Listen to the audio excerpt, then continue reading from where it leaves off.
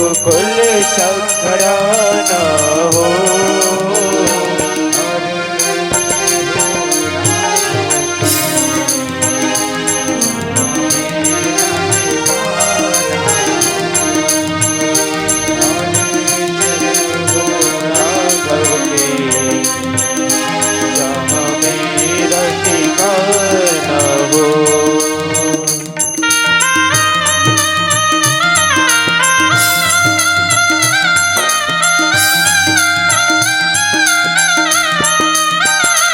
हरि बोल।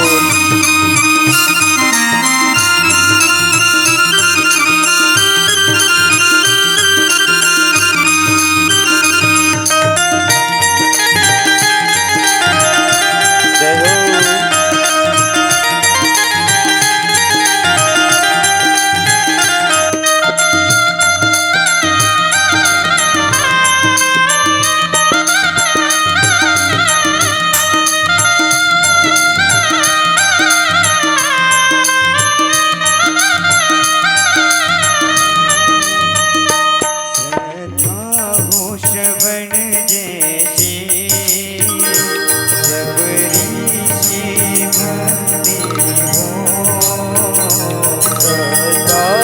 श्रवण जैसी सबरी सी भक्ति हो।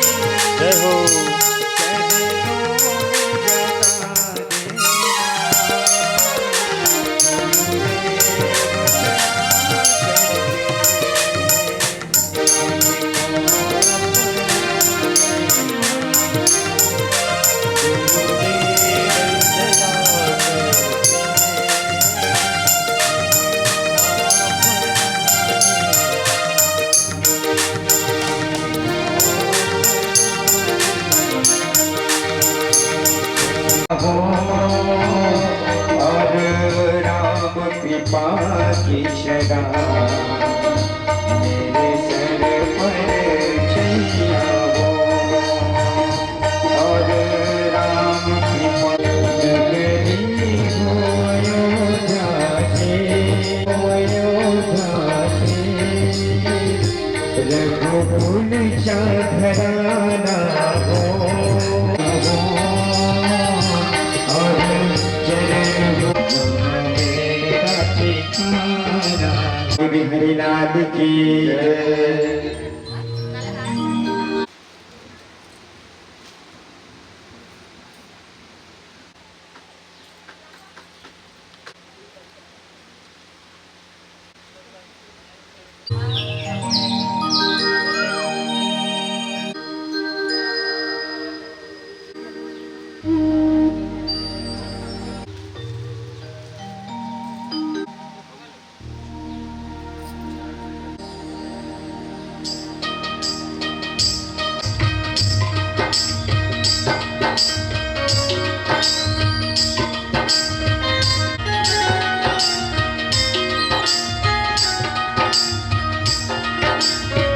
चंद्र भगवान की जय।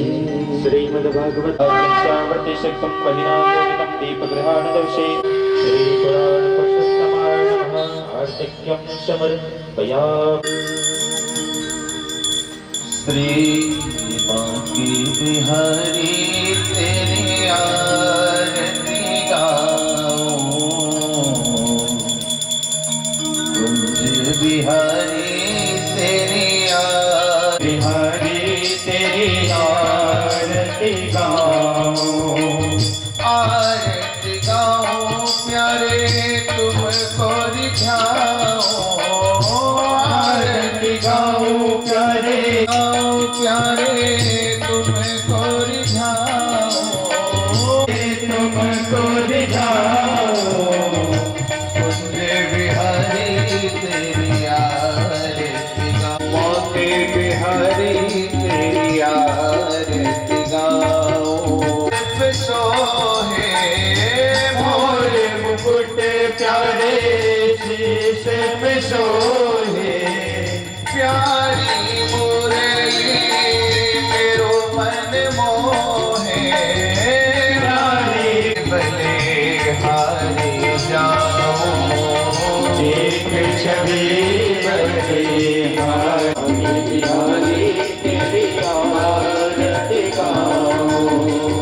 चरणों से सारी दुनिया सारी, चरणों में शीश झुकाओ, उन चरणों से झुकाओ, उन चरणों में शीश को मनाओ। बिहारी आरती गाओ। नाथ तुम्ही हो, दास अनाथ के नाथ तुम्ही हो, सुख दुख में प्यारे साथ तुम्ही हो। हरि जाओ, हरि चरणों में शीश झुकाओ, आरती गाओ गाओ, बिहारी तेरी आरती गाओ। बाकी बिहारी तेरी आरती गाओ, बाकी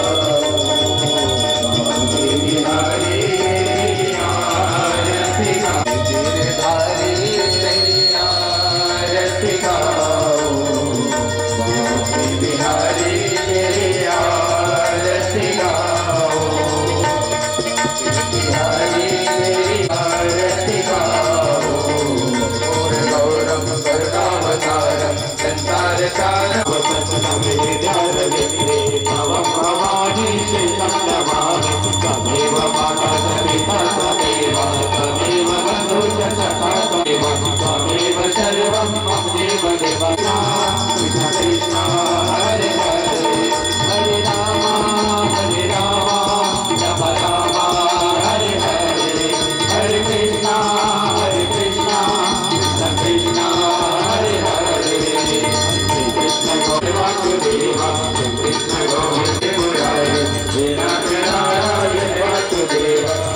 मातु स्वामी शतारे हित मातु स्वामी सदा हमारे हरे कृष्णा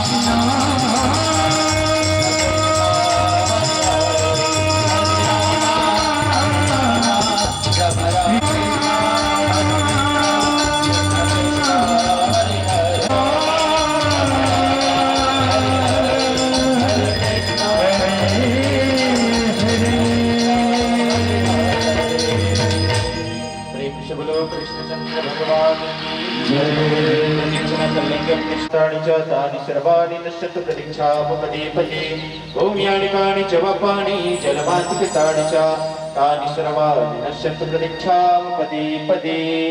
आरती की थाल जल से आचमन कर लीजिएगा। हरिओम एक जलमाचमनम समाचने हेतु हरिओम यज्ञ त्राहि माम पुण्डरीकाक्षो सर्वपापहरो भवः नाना सुगंधि पुष्पाणि यथा कालोद्भवानि च पुष्पांजलिरमया दत्तं पुष्पांजलिं समर्पयामि। प्रेम से गुरुदेव जी महाराज की जय, मां शीतला महारानी की जय, भक्तवचन की जय हो, समाज की जय हो, प्रताप पुरधामण देवी देवताओं की जय हो, गायत्री माता की जय हो, यज्ञ धर्म की जय हो, धर्म की जय हो। ये हर हर सभी लोगों का स्थान ग्रहण। श्री राधे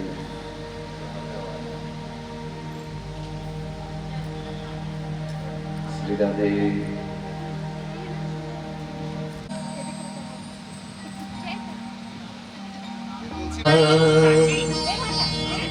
देभ्यो नमः नमाय भक्तजनमानश्रीवारोहिणमभीष्टदोहम् तीर्थास्पदं तेभ्यो नमो नमः। सीतानाथ समा श्रीरामानन्दार्य मध्यमा अस्मदाचार्य वन्दे गुरु परम्परा। वायस्य वदने लक्ष्मीरे वाराणसी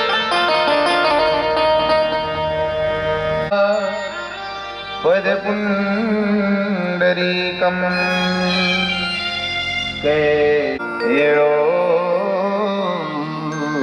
योगिचित्तम् हन्तुं कृतासेव्यम् शर्मानशालि परिपेतपरागपुञ्जम् सिन्धो जगतपते गोपेश गोपिका राधा कांत नमोस्तुते प्रणमामि हरिप्रिये। बुद्धिर्बलं यशोधैर्यं निर्भयत्वमरोगता स्मरणा नारायणं नमस्कृत्यं नरं चैव देवीं सरस्वतीं व्यासं ततो गुरुर्विष्णु ईश्वरः गुरुर्साक्षात् परब्रह्म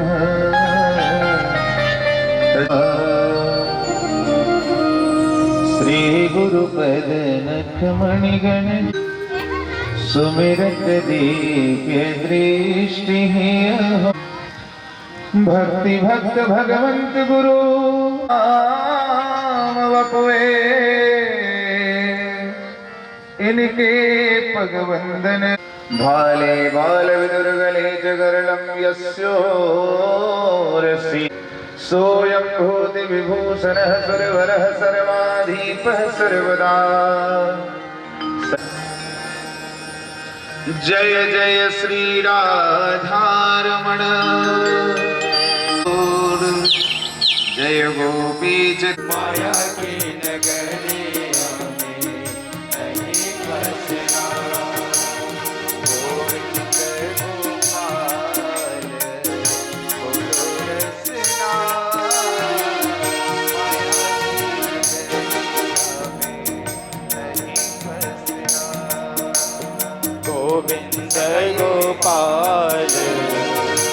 बोलो रचना माया की नगरिया में नहीं फंसना।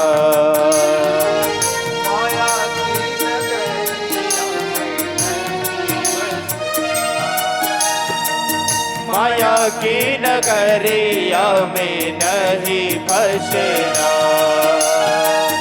माया की नगरिया में नहीं फंसना। माया की नगरिया में नहीं फंसना।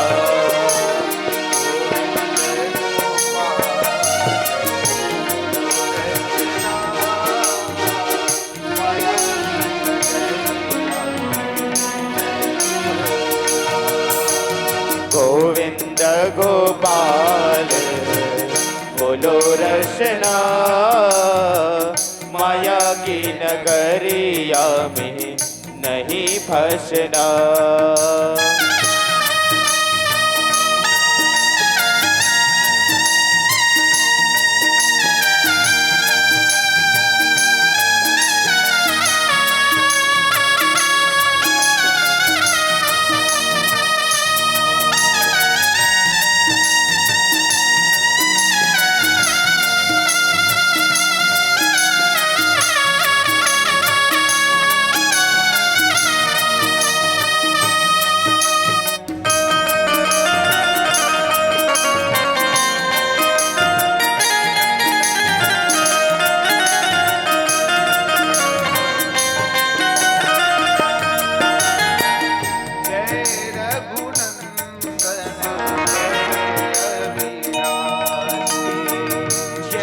रघुनंदन जय अविनाशी।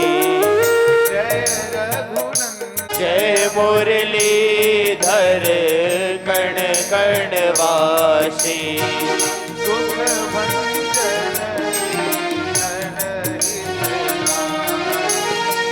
दुख भंजन दीनन हितकारी।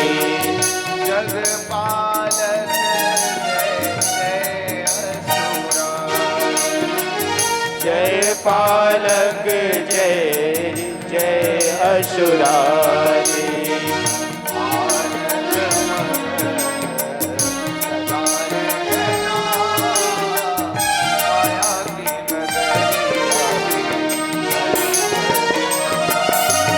गोविंद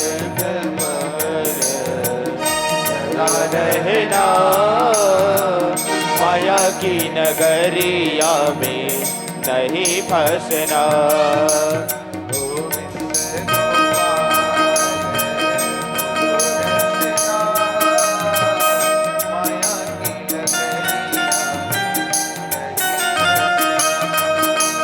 गोविंद गोपाल बोलो रचना माया की नगरिया में नहीं फंसना।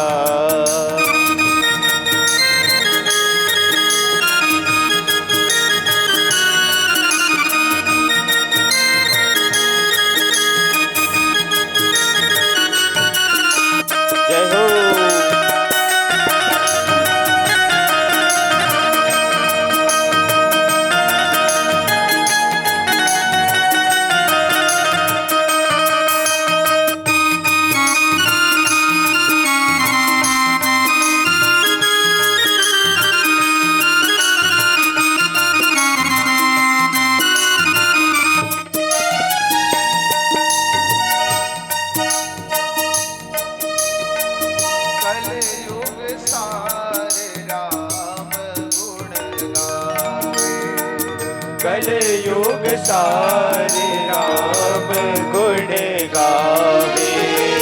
प्रेम से भजन प्रेम से भजन राम गति पावे।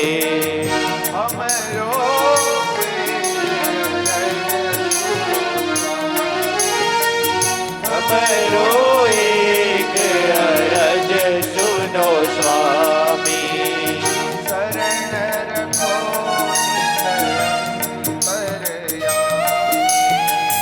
शरण रखो नित्य अंतर्यामी।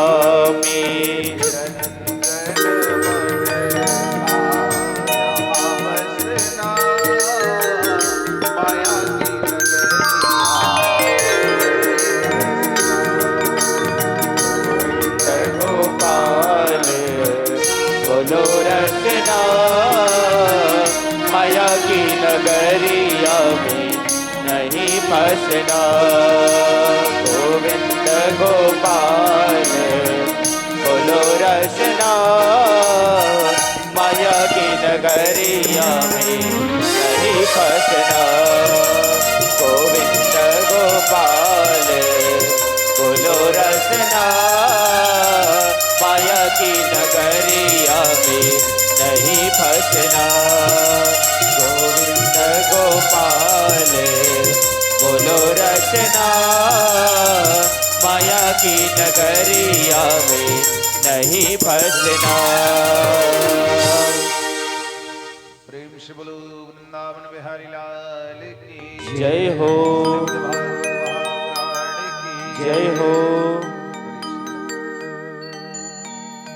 अनंतानंद कोटि ब्रह्मांड नायक अखिलेश्वर परात्पर पूर्ण ब्रह्म सत्य सनातन सुंदर सबके स्वामी भक्तवान सकल्प करो भक्त वत्सल शरणागत वत्सल दीन बंधु दया सिंधु कृपा सिंधु भगवान श्री हरि की महती कृपानुकंपा से समस्त कोशरिया परिवार के सद संकल्प को लेकर के समस्त परिजन परिवारजन के सद सहयोग को लेकर के स्वर्गीय श्री भागीराम कोसरिया जी के पुण्य स्मृति में आदरणीय माता जी श्रीमती फूलवती कोसरिया, श्रीमती विमला कोसरिया, गीतांजलि प्रिया, परीक्षित के परम पद पर विराजमान यहाँ आदरणीय श्री योगेश धर्मगुड़ी जी, धर्मपत्नी श्रीमती चंद्रकांता धर्मगुड़ी, विश्वहाराम श्रीमती अंकलहीन विनयकांत, श्रीमती मंजू भुवनेश्वर, श्रीमती मीना आत्माराम, श्रीमती दुलारी पुष्पांजलि, राहुल जगदीश, श्रीमती किशोर, श्रीमती मंगला किशन, श्रीमती रेखा परदेश, श्रीमती गंगा आरोही आश्रमी परि और पाड़ पूरे परिजन परिवारजन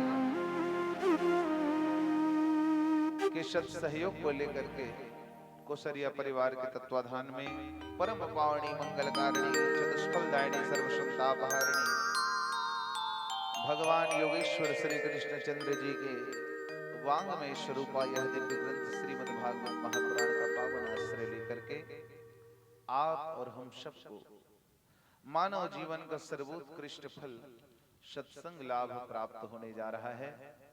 भगवत भक्तो भक्तिमयी श्रद्धामयी करुणामयी वात्सल्यमयी मेरी माताएं बहनों, छोटे छोटे प्यारे प्यारे बच्चों, मेरी युवान साथियों, आप सबने कल इस सप्ताह ज्ञान यज्ञ के द्वितीय दिवस में भगवान के परम चरित्रों का श्रवण किया।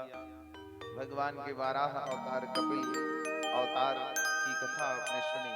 पश्चात दक्ष यज्ञ विध्वंस की कथा और भगवान भोलेनाथ के विवाह की कथा आप सबने श्रवण करी।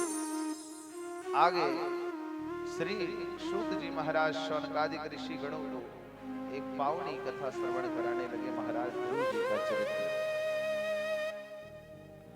अथातः कीर्तये वंश पुण्य कीर्ते पुरुद्वः स्वायंभुवस्यापि मनोहरे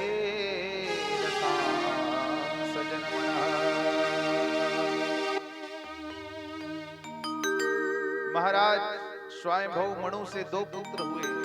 एक पुत्र का नाम है प्रियव्रत और दूसरे का नाम है उत्तानपाद। इन्हीं के जीवन में उत्तानपाद के गृहस्थ में किनका जन्म हुआ? परम भक्त भगवान श्री हरि के ध्रुव महाराज जी। बहुत भाग्यशाली भक्त माने जाते हैं ध्रुव महाराज जी के, क्योंकि इन्होंने अल्प काल में ही बहुत छोटी सी अवस्था में ही भगवान को प्राप्त कर लिया। कितनी वर्ष थी उनकी आयु? क्या थी? मात्र 5 वर्ष की आयु। और भगवान को प्राप्त किया है मात्र 6 महीने की भक्ति में। षडमास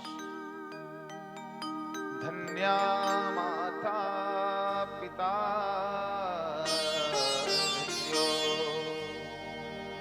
गोत्रं धन्यं कुलोद्भव धन्या च वसुधा देवी यत्र स्यात् गुरुभक्तता। वो माता धन्य है जिसके कोख में भगवान के भक्त पैदा होते हैं। वो पिता धन्य है जिसके गृहस्थ में परमात्मा का कोई भक्त जन्म ले लेता है। वह गोत्र धन्य हो जाता है जहां हरि भक्त आ जाते हैं, और वह कुल धन्य हो जाता है जहां परमात्मा का कोई भक्त बालक जन्म ले ले। और तो और धन्याच वसुधा देवी, वहां की पृथ्वी भी, उस स्थल की भूमि भी अपने आप को धन्य धन्य कहती है। कुलम पवित्रम जननी कृतार्थ वसुंधरा पुण्यवती च तेन अपार संवीत सुख सागरेऽस्मिन् लीनं पड़े ब्रह्माणि यस्य चेतः। जब परिवार में कोई ऐसा सुंदर भगवान का भक्त जन्म ले ले तो केवल स्वयं को ही नहीं अपितु पूरे वंश को तार देता है। तो ध्रुव महाराज जी भी ऐसे ही बालक हुए जिनके अंदर भगवान की भक्ति जागृत हुई। लेकिन कैसे हुई, किन परिस्थितियों में हुई, उसी कथा को श्रवण कराने लगे श्री सूत जी महाराज शौनकादिक ऋषिगणों के मध्य पावन तीर्थ नैमिषारण्य में। और स्वयं राजा धर्मज्ञ राजा, जिसको राजा नहीं ऋषि भी कहते हैं, कौन है? महाराज परीक्षित।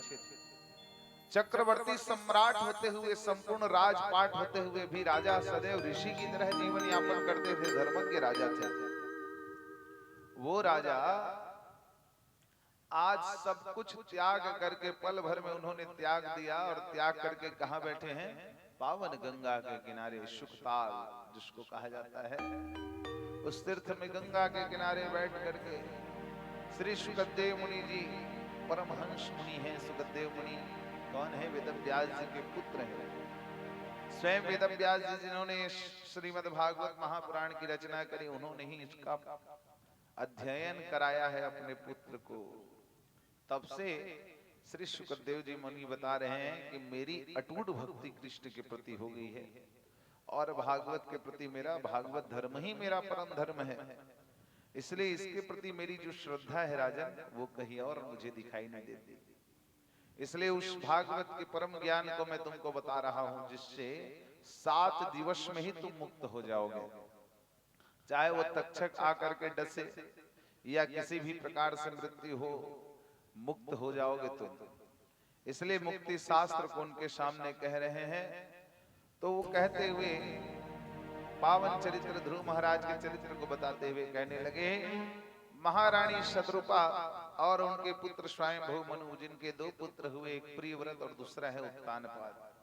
उत्तानपाद की 2 पत्नियां हैं, एक का नाम है सुनीति, दूसरे का नाम है सुरुचि।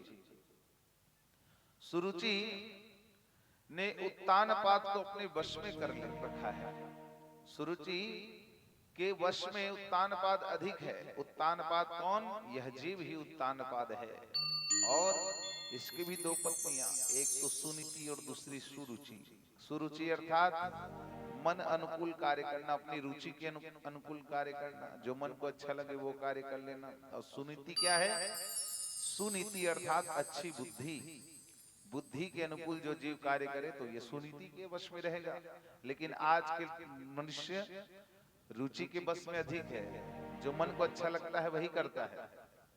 इला खा लेना भैया, नहीं मोर रुचि नहीं है, ऐसे कर लेना भैया, नहीं मोर रुचि नहीं है। सब चीज में अपनी रुचि को बताता है मनुष्य, है ना।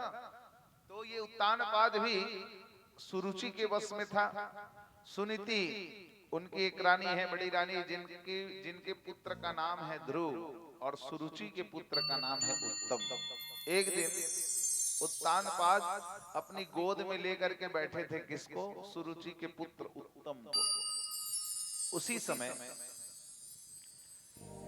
बालक ध्रुव का वहां आना हुआ। बालक ध्रुव जैसे ही देखा पिता की गोद में बैठे हुए अपने भाई उत्तम को, उसके मन में भी इच्छा जागृत हुई कि काश मैं भी अपने पिता की गोद में बैठ पाता। और दौड़े दौड़े चला जाता है ऊपर राज सिंहासन की ओर, जहां महाराज उत्तानपाद बैठे हैं गोद में लेकर के किसको, उत्तम को। बालक ध्रुव भी बैठने को उद्यत हुआ, बैठने को लालायित हुआ। जैसे ही बैठना चाहता है सुरुचि की दृष्टि उस पर पड़ गई। सुरुचि दौड़े दौड़े आती है, बालक ध्रुव के हाथ को पकड़ करके जोर से उसको धक्के मार दिया। अरे ध्रुव, पिता की गोद चाहता है, राज सिंहासन चाहता है, यदि तेरी ऐसी इच्छा है तो जा और भगवान की तपस्या कर, भगवान को प्रसन्न कर और भगवान से वरदान लेना। क्या वरदान? कि हे प्रभु, मुझे सुरुचि मां के गर्भ से जीवन दे दो, जन्म दे दो, तभी तुम्हें यहाँ बैठने का सौभाग्य मिल पाएगा, अन्यथा तुम यहाँ नहीं बैठ सकते। इतने बड़े अन्याय की बात कर रही है सुरुचि। यद्यपि वो भी उसका पुत्र ही है, उत्तानपाद का पुत्र है ध्रुव, उसका भी अधिकार है, लेकिन सुरुचि ने हटा दिया। वहां उत्तानपाद कुछ नहीं बोला। ध्रुव महाराज रोने लग गए। बालक ध्रुव 5 वर्ष का बालक है, छोटा सा, रोने लग गया। रोते रोते कहा जाता है अपनी माँ के पास गया। पुत्र के रुदन को सुन करके माँ सुनीति अत्यंत विहल हो गई। क्या हुआ पुत्र, क्यों रो रहे हो? कहने लगे, मुझे सुरुचि माँ ने पिता की गोद से नीचे गिरा दिया माँ, और उन्होंने मुझे कहा कि तुझे यदि पिता का गोद चाहिए तो जा भगवान की भक्ति कर, भगवान के शरण चले जा, और वहां जाकर के क्या करना, भगवान से प्रार्थना करना कि हे प्रभु, मुझे सुरुचि के गर्भ से जन्म दो, तब तुम्हें ये राजगद्दी मिलेगी।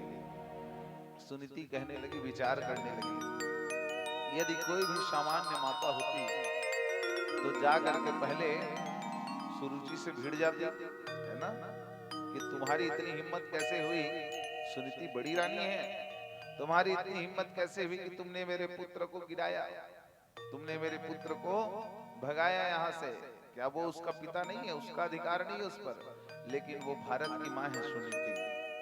माँ ने कहा, सुनीति मैया ने, पुत्र तुम्हारी माँ ने यदि तुमको कहा है तो निश्चित रूप से सत्य ही कहा होगा। माँ के प्रति भक्ति हमको दर्शन होता है भगवान श्री राघवेंद्र सरकार जी के जीवन में। जब राघवेंद्र सरकार को बुलाया कैकेयी मैया ने कहने के लिए कि पिता तुम्हारे कह नहीं पा रहे हैं, मैं बता रही हूँ, तुम्हारे पिता ने मुझसे वचन लिया था, उस वचन के बदले तुमको वनवास जाना पड़ेगा और यहाँ का राज्य सुख भरत भोगेगा। तब भगवान श्री रामचंद्र जी क्या कहते हैं, तब तक तो कैकेयी को माँ कह रहे थे, माता कह रहे थे, लेकिन फिर कहने लगे, सुनु जननी सोई सुत बड़े भागी, जो पितु मातृ वचन पुराई।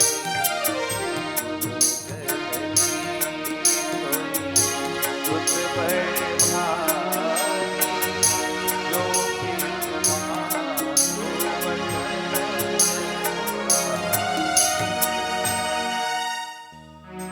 माँ, वो पुत्र बड़ा ही भाग्यशाली है जिसका माता पिता के चरणों में ही नहीं वचन में भी अनुराग है। माता पिता यदि कुछ कह दे तो उनकी वाणी को यथोचित स्वीकार कर लेना और स्वीकार करके उनकी आज्ञा का पालन करना, ये किसी पुत्र के लिए बड़ा ही सौभाग्य का विषय है। और वो पुत्र बड़ा ही सौभाग्यशाली है जो ऐसा करता है। इसलिए तब जननी कहा। जननी किसको कहा जाता है? जो हमको जन्म देता है उसको जननी कहा जाता है। लेकिन भगवान यहाँ कैकेयी मैया को जननी कह रहे हैं। और जब कौशल्या मैया के पास गए, कौशल्या माता के पास भगवान की, माँ मुझे वन जाना पड़ेगा, पिताजी ने आदेश दिया है, पिताजी ने वचन दिया है माँ कैकेयी को, तो क्या मैं जाऊं? माँ से पूछने गए हैं भगवान। तो कौशल्या माँ कहती है पिताजी ने कहा है तो मत जाओ, पिताजी ने वन जाने के लिए कहा है तो मैं कह रही हूं मत जाओ। लेकिन यदि तुम कहते हो राम कि कैकेयी ने भी कहा है, माँ ने कहा है, तो माँ कभी गलत नहीं हो सकती। माँ ने यदि ये वचन मांगा है वन जाने के लिए, तो मैं निश्चित रूप से कहूंगी कि तुम चले जाओ। आज वही बात सुनीति के सामने आ रही है। सुनीति कहने लगी यदि माँ सुरुचि एक माँ है और माँ तुमको कह रही है कि जंगल में जाओ, जा करके तपस्या करो, तो निश्चित रूप से तुमको जाना चाहिए ध्रुव पुत्र। उसने सही ही कहा। धन्य है वो माँ, आज भगवान की भक्ति से अपने पुत्र को जोड़ना चाहती है। कहा ठीक है बेटा, जाओ जंगल में और जा करके भगवान की भक्ति करो। बालक ध्रुव ने सोचा अब माँ की आज्ञा हो गई है, माँ का आशीर्वाद है, तो मुझे सच में निकल जाना चाहिए। अपमानित हुआ है वो बालक, छोटा सा 5 वर्ष का छौना, अपमान को सह नहीं पा रहा है और माँ की आज्ञा लेकर के निकल पड़ा जंगल की ओर।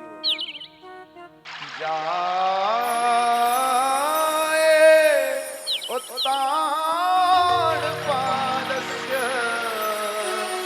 सुनीति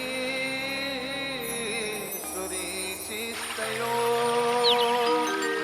सुरुचि प्रेयसी पत्नी नेतरायत सुतो।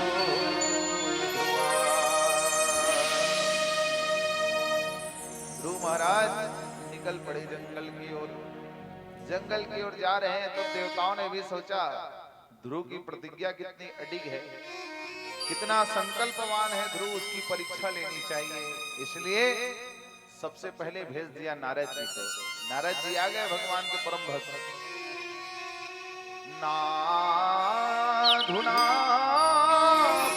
नाधुनाप्यवमानं ते सम्मानं वापि पुत्रक लक्ष्यामः कुमारस्य तस्य क्रीडनादि। नारद जी आ गए ध्रुव महाराज के पास, प्रकट हो गए। ध्रुव महाराज ने प्रणाम किया। नारद कहने लगे पुत्र कहाँ जा रहे हो? ध्रुव कहा मैंने भगवान को प्राप्त करना है, भगवान का दर्शन करने जा रहा हूं, उससे वरदान लेना है। नारद जी कहने लगे बेटा ये जो तुम्हारी उम्र है ये खेलने की कूदने की है, खेलने कूदने की उम्र में तुम क्या संकल्प लेकर के निकले हो? जाओ। और बच्चों के लिए मान सम्मान ऐसी कोई वस्तु नहीं होती। अरे छोटे से बालक हो, कोई मार दिया, पीट दिया, कोई डांट दिया, तो इसमें ये नहीं कि हम जंगल निकल जाए। समझाया पहले ध्रुव महाराज को, जाओ पुत्र, अभी तुम्हारी अवस्था ऐसी नहीं है कि तुम किसी के कहने को इतना बुरा मान जाओ कि घर छोड़ करके निकल जाओ। ध्रुव महाराज कहने लगे नहीं, आवत ही हर से नहीं, नैनन नहीं स्नेह, तुलसी तहान जाइए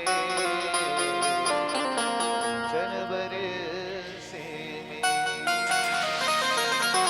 कहते हैं ना, जहां जाने से आपको प्रेम नहीं मिलता, सम्मान नहीं मिलता, जहां लोगों के मन में प्रसन्नता नहीं होती, चेहरे में प्रसन्नता का भाव दिखाई नहीं देता, उस स्थान पर चाहे सोने की वर्षा क्यों ना हो रही हो, वहां जाना नहीं चाहिए।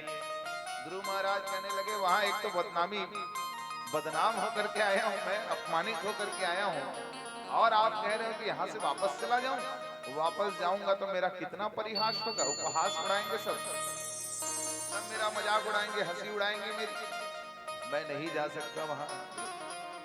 नारद जी ने समझाया बेटा बच्चों के लिए ये सब नहीं होता, ये सब बड़ों के लिए है मान अपमान की बातें, तुम्हारे लिए नहीं, ये तो तुम्हारे खेलने कूदने की उम्र है। तो महाराज जी नहीं माने। अब जब नहीं माने तो नारद जी सोचने लगे इनको डराया जाए। कहे बेटा जिस रास्ते में निकले हो ये जंगल है, यहाँ बड़े बड़े जंगली जानवर रहते हैं, भूत प्रेत पिशाच राक्षस रहते हैं, यदि तुम्हें कुछ हो गया तो कौन है यहाँ तुम्हारी रक्षा करने के लिए? गुरु कहने लगे गुरुदेव अब मैं भगवान के मार्ग पर निकला हूं तो ये सब भय मुझे मत दिखाओ। उस भय को तो त्याग करके ही निकला हूं इस राह पर। यदि भय के पीछे जाता तो फिर आज यहां नहीं रहता। तब कहने लगे कि महाराज आप बस मुझे इतना बताइए कि भगवान कैसे मिलेंगे, कहां मिलेंगे। तब नारद जी कहने लगे यत प्रसादम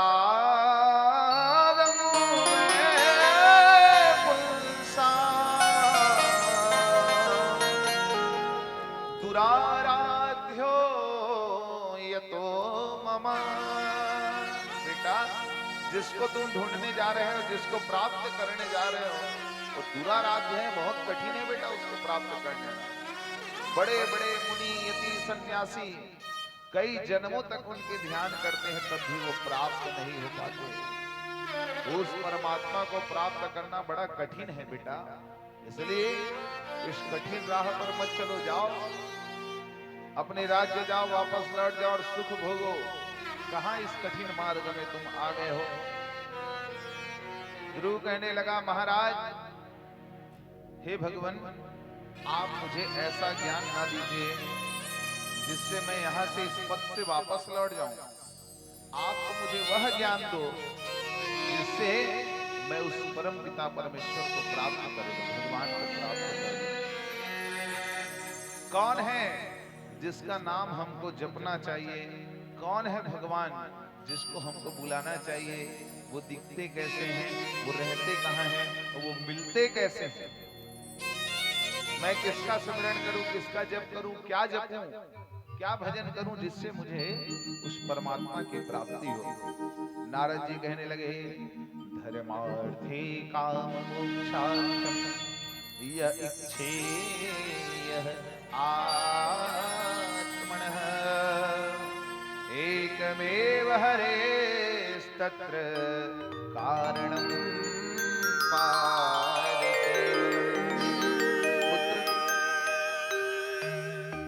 कह रहे हो भगवान को प्राप्त करना है तो मैं तुमको सुंदर सा मार्ग बताता हूं जिसको जपना चाहिए। चाहे कोई भी जीव हो इस संसार में जो अपना कल्याण चाहता है, उसको चाहे धर्म की इच्छा हो, धर्म प्राप्ति की इच्छा हो, क्योंकि धर्म ही हमको संबल प्रदान करता है, हम आगे बढ़ते हैं जीवन में। चाहे उसको धर्म की इच्छा हो, चाहे उसको अर्थ की इच्छा हो, किसी पद की इच्छा, अर्थ की इच्छा, धन की इच्छा, चाहे उसकी कोई कामना हो, काम की इच्छा हो, या कि कोई जीव मोक्ष चाहता है, मुक्ति चाहता है, तो उसका एकमात्र साधन है क्या? एकमेव हरे तत्र कारणम पाद सेवनम।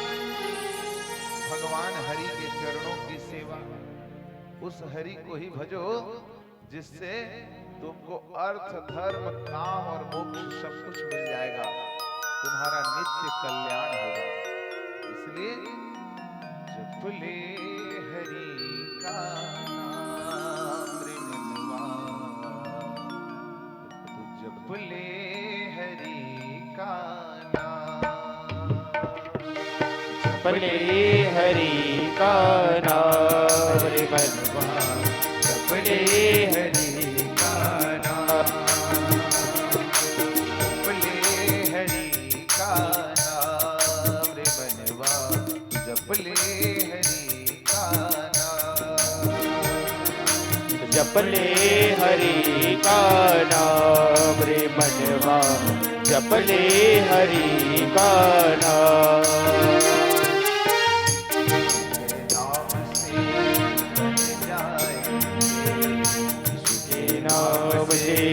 बन जाएंगे, इसके नाम से बन जाएंगे, इसके नाम से बन जाएंगे।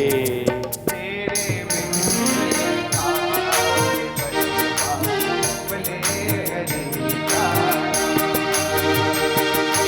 जप ले हरि का नाम रे मनवा, जप ले हरि का नाम।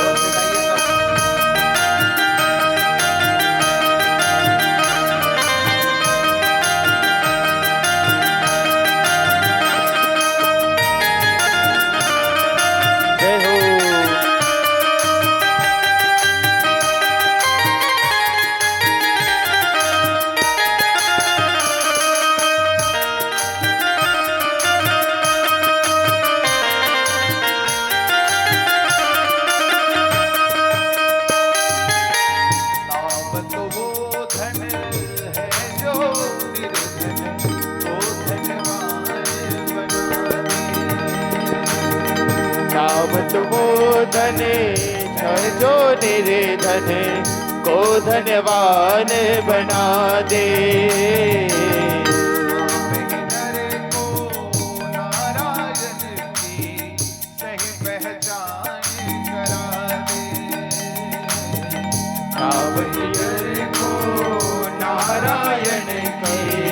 सही पहचान बना दे, सही पहचान करा, सही पहचान करा दे।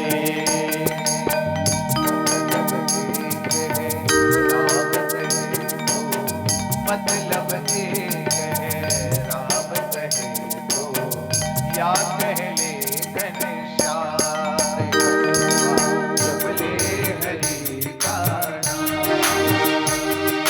जपले हरि का नाम रे मनवा, जपले हरि का नाम।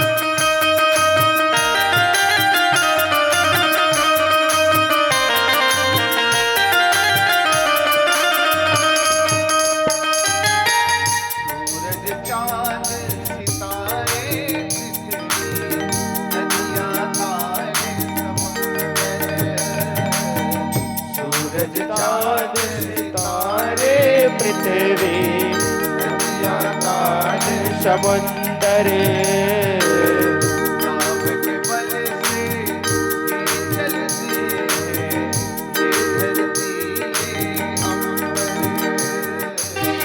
नाम के से चलते हैं धरती ये अंबर,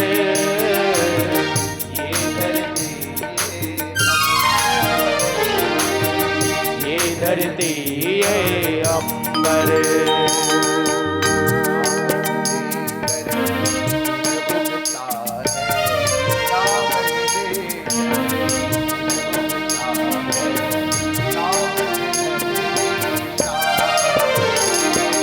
जपले हरि का नाम, जपले हरि का नाम, जपले हरि का नाम रे मनवा, जपले हरि का नाम।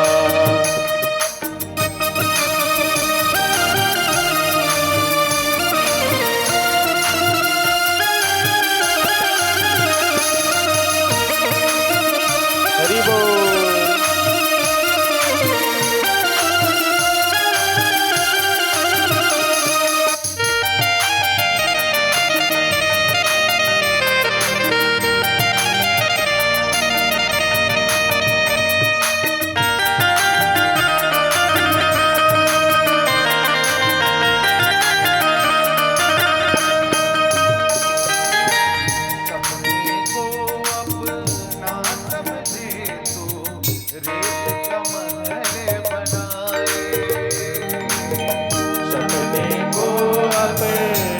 समझे तो रेत का महल बनाए,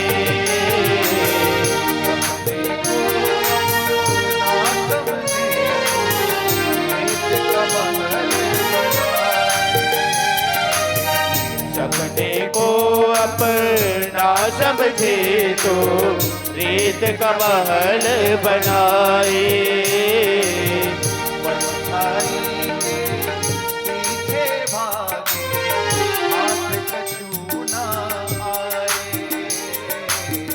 परछाई के पीछे भागे हाथ कछु ना आए,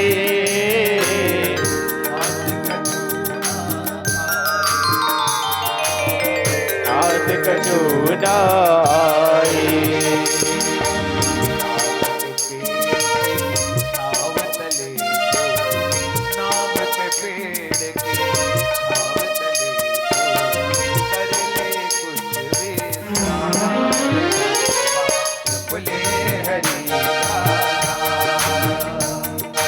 जपले हरि का नाम रे मनवा जपले हरि का नाम।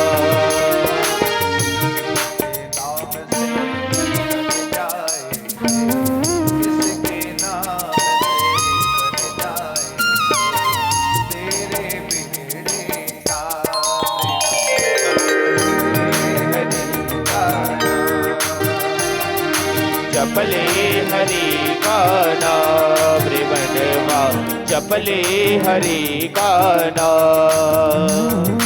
जपले हरि का नाम रे मनवा जपले हरि का नाम।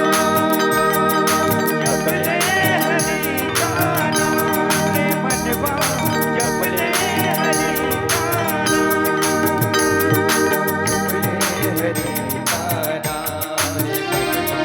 जपले हरि का नाम जपले हरि का नाम रे मनवा जपले हरि का नाम। जपले हरि का हरिर नामेव नामेव नामेव कलौ नास्त्यैव नास्त्यैव नास्त्यैव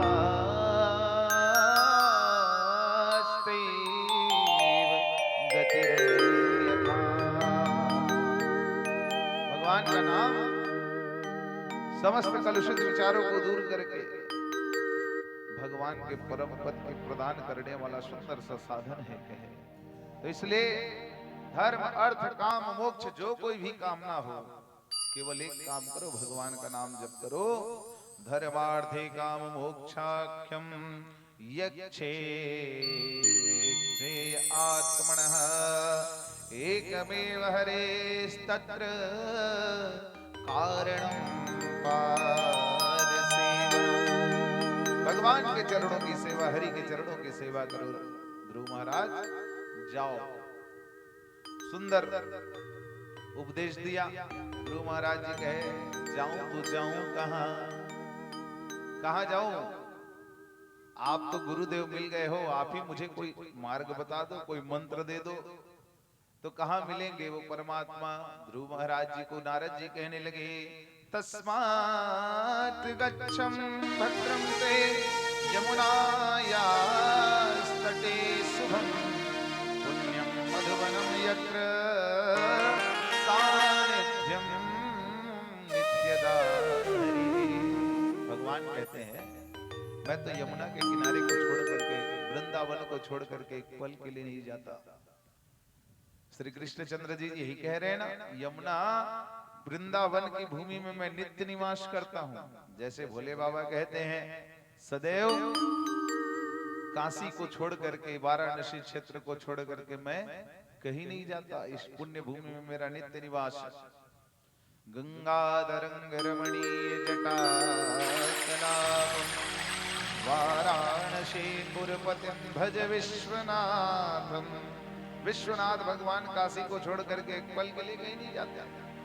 ऐसे ही भगवान श्री राघवेंद्र सरकार कहते हैं क्या, मुझे प्राणों से भी प्यारी है ये अवधपुरी, ये है अवधपुरी, ये है अवधपुरी। मुझे प्राणों से भी प्यारी है ये अवधपुरी। अवध धाम को छोड़ करके मैं कहीं नहीं जाता। तो यहाँ नारद जी बता रहे हैं तुम जिसकी तलाश में हो तस्माद गच्छ भद्रम ते यमुनायास्तटे शुभम पुण्यम मधुवनम यत्र सानिध्यं नित्यदा हरे। उस पवित्र मधुवन को छोड़ करके, पुण्य मधुवन को छोड़ करके और कहीं वो नहीं रहते। जाओ मधुवन में जाओ और जा करके वहां वृंदावन मधुबन के किनारे, यमुना के किनारे जाकर के उनको भजो। क्योंकि भगवान कहते हैं वृंदावन के कण कण में जहां बहती प्रेम की धारा, कट जाए तेरी सारी राधा राधा, जप ले राधा राधा, जप ले राधा राधा। शिव सन का निज ब्रह्मा गावे, राधे राधे राधे नाम परिधे प्यारे, मनमोहन घनश्याम। राधा के बिन दुनिया को क्या, श्याम सुंदर है आधा। कट जाए तेरी सारी बाधा, तू जप ले राधा राधा। वहां जाओ भजना। ध्रुव महाराज जी ने मंत्र पूछा तो भगवान देवर्षि नारद जी ने मंत्र उपदेश दिया है। ओम नमो भगवते वासुदेवाय। ध्रुव महाराज जी चले गए यमुना के किनारे। प्रासादाभिमुखं सस्वतं प्रसन्न वदने क्षणं, सुनासं सुध्रुवं चारु कपोलं सुरसुंदरम। भगवान के सुंदर स्वरूप का वर्णन किया। भगवान कितने सुंदर है। मेरो कान्हा गुलाब को फूल, किशोरी मेरी कुसुम कली। भगवान के सुंदर नयन, अक्ष, नाक की सुंदरता बताने लगे देवर्षि नारद जी। भगवान के नेत्र और मुख निरंतर प्रसन्न रहते हैं। कहा भगवान सदैव मुस्कुराते रहते हैं। ऐसा है उनका स्वरूप। ध्रुव महाराज उनको देखने में ऐसा मालूम पड़ता है जानो जैसे वे प्रसन्नता पूर्वक भक्त को वर देने के लिए उद्यत है। भगवान को कभी भी देखोगे ध्रुव महाराज तो ऐसा लगेगा जैसे भगवान मुस्कुरा करके हमको कुछ देने ही वाले हैं, अपने भक्तों को कुछ प्रदान करने ही वाले हैं। इतना सुंदर उनका स्वरूप है। और उनकी नासिका, उनके नाक, उनके भौहें और उनके कपोल कितना सुंदर, इतना सुंदर लगता है, बड़े सुहावने लगते हैं। वे सभी देवताओं में परम सुंदर है ध्रुव महाराज। भगवान की सुंदरता का वर्णन किया। उसके बाद कहा श्रीवत्सांकं घनश्यामं पुरखं वनमालिनं, शंख चक्र गदा पद्म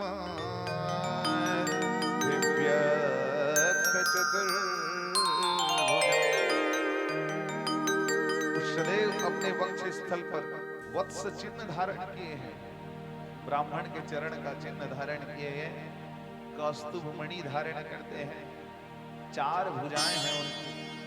चारों भुजाओं में शंख चक्र गदा और पद्म कमल धारण किए हुए हैं। इतना सुंदर मुखमंडल है उनका। इस स्वरूप का वर्णन कराया और सुंदर मंत्र उनको प्रदान किया। मंत्र लेकर के ध्रुव महाराज जी चले गए। यमुना के किनारे बैठ करके ध्रुव महाराज जी भगवान का अखंड नाम जप करने लगे, मंत्र जप करने लगे। प्रथम दिवस ध्रुव महाराज जी ने अनशन निराहार रह करके भगवान के नाम को भजा, जपा। उसके बाद 3 दिन तक ऐसा ही चला। 3 दिन बाद फलाहार लेकर के भगवान के नाम को जपने लगे। फिर 1 महीने तक तो उन्होंने फलाहार लिया। दूसरे महीने में फल का त्याग कर दिया। दूसरे महीने में ध्रुव महाराज जी भगवान के नाम को जप रहे हैं, लेकिन क्या करते हैं, जहां जप रहे हैं उस क्षेत्र में जितने वृक्ष थे उसके पत्ते गिर जाते थे। वो पत्ते जब सूख जाते थे, उन सूखे पत्तों को खा करके और यमुना के जल को पी करके ध्रुव महाराज जी भगवान का नाम जप करने लगे। दूसरे महीने की बात है, जब उनकी तपस्या का 2वां महीना चल रहा था। तीसरे महीने में ध्रुव महाराज जी ने सूखे पत्तों को खाना छोड़ दिया। अब क्या करने लगे, केवल यमुना महारानी के जल को पी करके अपनी तपस्या आगे बढ़ाने लगे। यमुना की जल को पी करके वो क्या करने लगे, अपनी तपस्या पूर्ण करने लगे। वो उस समय की बात है। आज जा करके देखिए, यमुना के जल में आपको उतरने के लिए बड़ा सोचना पड़ेगा। ये स्थिति कर दी आज के मानव ने। आज संपूर्ण विश्व पर्यावरण दिवस मना रहा है। हम जिस पृथ्वी पर रहते हैं, भगवान ने जो सुंदर ये पृथ्वी हमको प्रदान की रहने के लिए, सुंदर भूमि, ये सुंदर पर्वत, पहाड़, वृक्ष, नदियां, जल, सब कुछ भगवान ने दिया। इस संसार की गतिविधियों पर नहीं अधिकार किसी का है, जिसको हम परमात्मा कहते वह सब खेल उसी का है। भगवान की लीला कितनी सुंदर। काली पीली मिट्टी है रेवन, मिट्टी भी बनाई तो कितने प्रकार की मिट्टी बनाई है, कहीं काला है, कहीं पीला है, कहीं लाल है, कहीं भूरा है। देखो परमात्मा की विविधता रचना। हम विविधता की बात करते हैं, जैव विविधता की बात करते हैं पर्यावरण में। भगवान ने कितना सुंदर संसार बनाया। यहाँ की मिट्टी अलग, वहां की मिट्टी अलग, और वहीं आकाश जो ऊपर दिखाई दे रहा है वो बिल्कुल बेदाग नीला दिखाई देता है, स्वच्छ दिखाई देता है। काली पीली मिट्टी है रेवन, आसमान का रंग नीला। अभी सूर्य नारायण दिख रहे हैं, कितना उष्णता प्रदान कर रहे हैं, गर्मी दे रहे हैं हमको। और कुछ देर बाद उसी आकाश में सूर्य नारायण भग जाएंगे, छुप जाएंगे, और फिर चंद्रमा देवता आ जाएंगे। चंद्रमा देवता आकर के हम सबको शीतलता प्रदान करेंगे, है ना, ठंडकता प्रदान करेंगे। विधाता की रचना कितनी सुंदर। काली पीली मिट्टी है रेवन, आसमान का रंग नीला, सूर्य सुनहरा, चंद्रमा शीतल, सब कुछ उसकी ही लीला। सबके भीतर स्वयं छिप गया, सृजनहार सृष्टि का है, जिसको हम परमात्मा कहते यह सब खेल उसी का है। यमुना माता आज इतनी दूषित हो गई है, मनुष्य के द्वारा, बड़े बड़े फैक्ट्रियों के द्वारा दूषित जल छोड़े जाने से, अपशिष्ट पदार्थों को छोड़े जाने से। जीव कहता है गंगा में जाकर के हम पाप धोने जाते हैं। अरे भैया, पाप धोने नहीं जा रहे, अपने पुण्य को बढ़ाने जा रहे हो। ये पवित्र नदियों में स्नान करने से हमारा पुण्य बढ़ता है। पाप जो तुमने जानबूझकर किया है उसको तो भोगना ही पड़ेगा। शास्त्रों में लिखा है कर्म मनुष्य को उसी प्रकार ढूंढ लेते हैं जैसे हजारों लाखों गायों के बीच में एक बछड़ा अपनी माँ को ढूंढ लेता है। बछड़ा को छोड़ दो तो हजारों गाय वहां भले खड़ी हो, लेकिन वो बछड़ा दौड़ करके जाएगा तो किसके पास जाएगा? जो उसकी खुद की माँ है उसी गाय के पास जाएगी। उसी प्रकार हमारे कर्म होते हैं, हमारे कर्म भी हमको ढूंढ लेते हैं और कर्म ढूंढ करके हमारे पास आएंगे और उसका फल हमको प्रदान करेंगे। तो उसी प्रकार हमने आज नदियों को दूषित कर दिया, वृक्षों को काट दिया, इतना दोहन किया है पृथ्वी का, इतना दोहन किया है प्रकृति का कि प्रकृति अपना भीषण परिणाम हमको दिखाने से नहीं चूकती। हर क्रिया के बदले प्रतिक्रिया होती है, तो प्रकृति का हम दोहन करते हैं, फिर प्रकृति भी हमको ऐसी प्राकृतिक घटनाएं होती है जिससे मनुष्य फिर उबर नहीं पाता।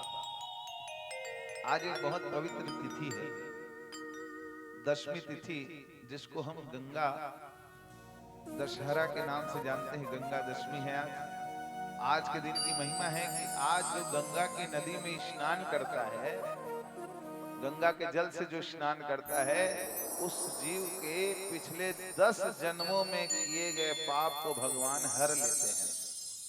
इसलिए इसको गंगा दशहरा कहा जाता है। भगवान हर लेते हैं। 10म् जन्मम कृतम पापम, 10 जन्मों में किए गए पाप को गंगा मैया हर लेती है। ये तो गंगा मैया की इतनी मानता है कि गंगा मैया जहां प्रवाहित हो रही है उससे 1200 किलोमीटर दूर भी कोई व्यक्ति यदि मर रहा है, उसके पास हर हर गंगे हर हर गंगे हर हर गंगे कह दिया जाए तो वो जीव भी मुक्त हो जाता है। कहा इतनी पावन हमारी ये गंगा नदी, कितने औषधि पर्वतों से होकर के, वृक्षों से होकर के आती है। इसलिए गंगा के जल की आज भी प्रमाण है कि उसको आप कितने वर्ष भी रख लो वो खराब होने वाला नहीं है। सामान्य जल को 1-2 दिन रखोगे वो पीने योग्य नहीं रहता, नाना प्रकार के कीटाणु उसमें आ जाएंगे। लेकिन गंगा मैया का जल कितना पवित्र है।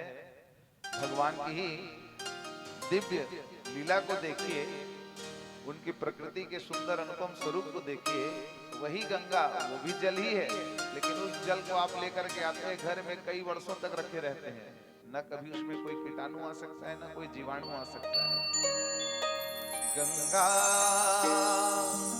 तेरा पानी अमृत झरझर बहता जाए, से इस देश की धरती तुझसे जीवन पाए। तेरा पानी अमृत झरझर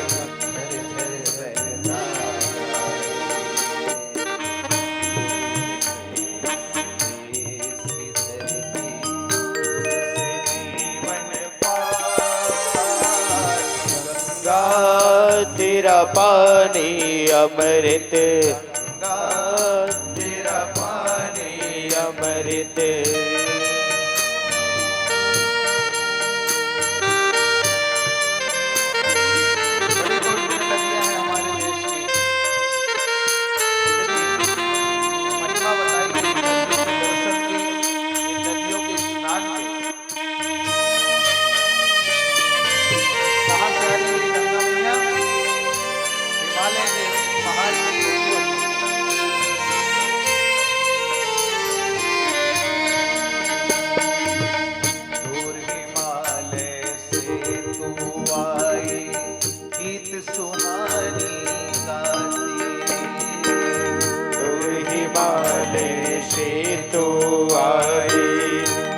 सुहानी गाती, बस्ती बस्ती जंगल जंगल सुख संदेश सुनाती, तेरी चांदी जैसी धारा मीलों तक लहरा। तेरा पानी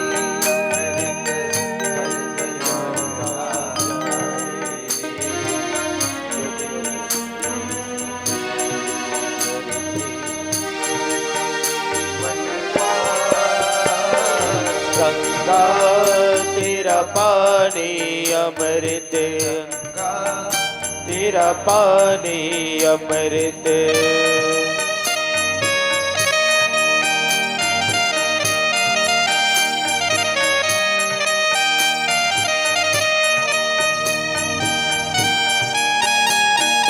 जय हो।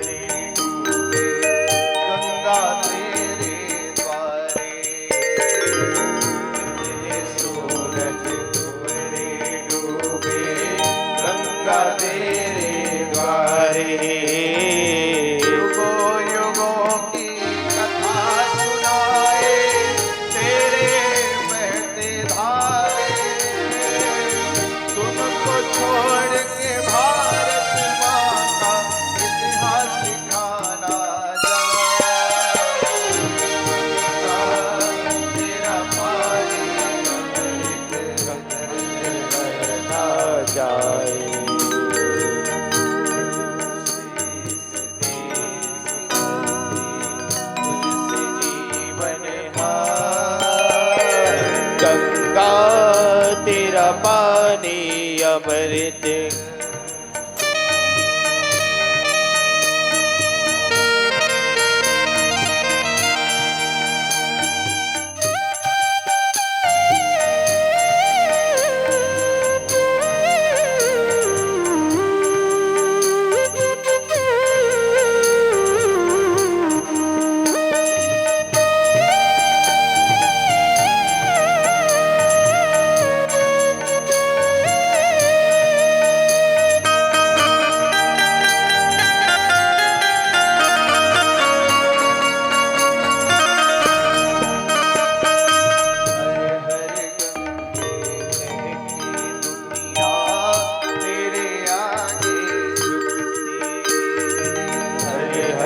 गंगे कहती दुनिया तेरे आगे झुकती।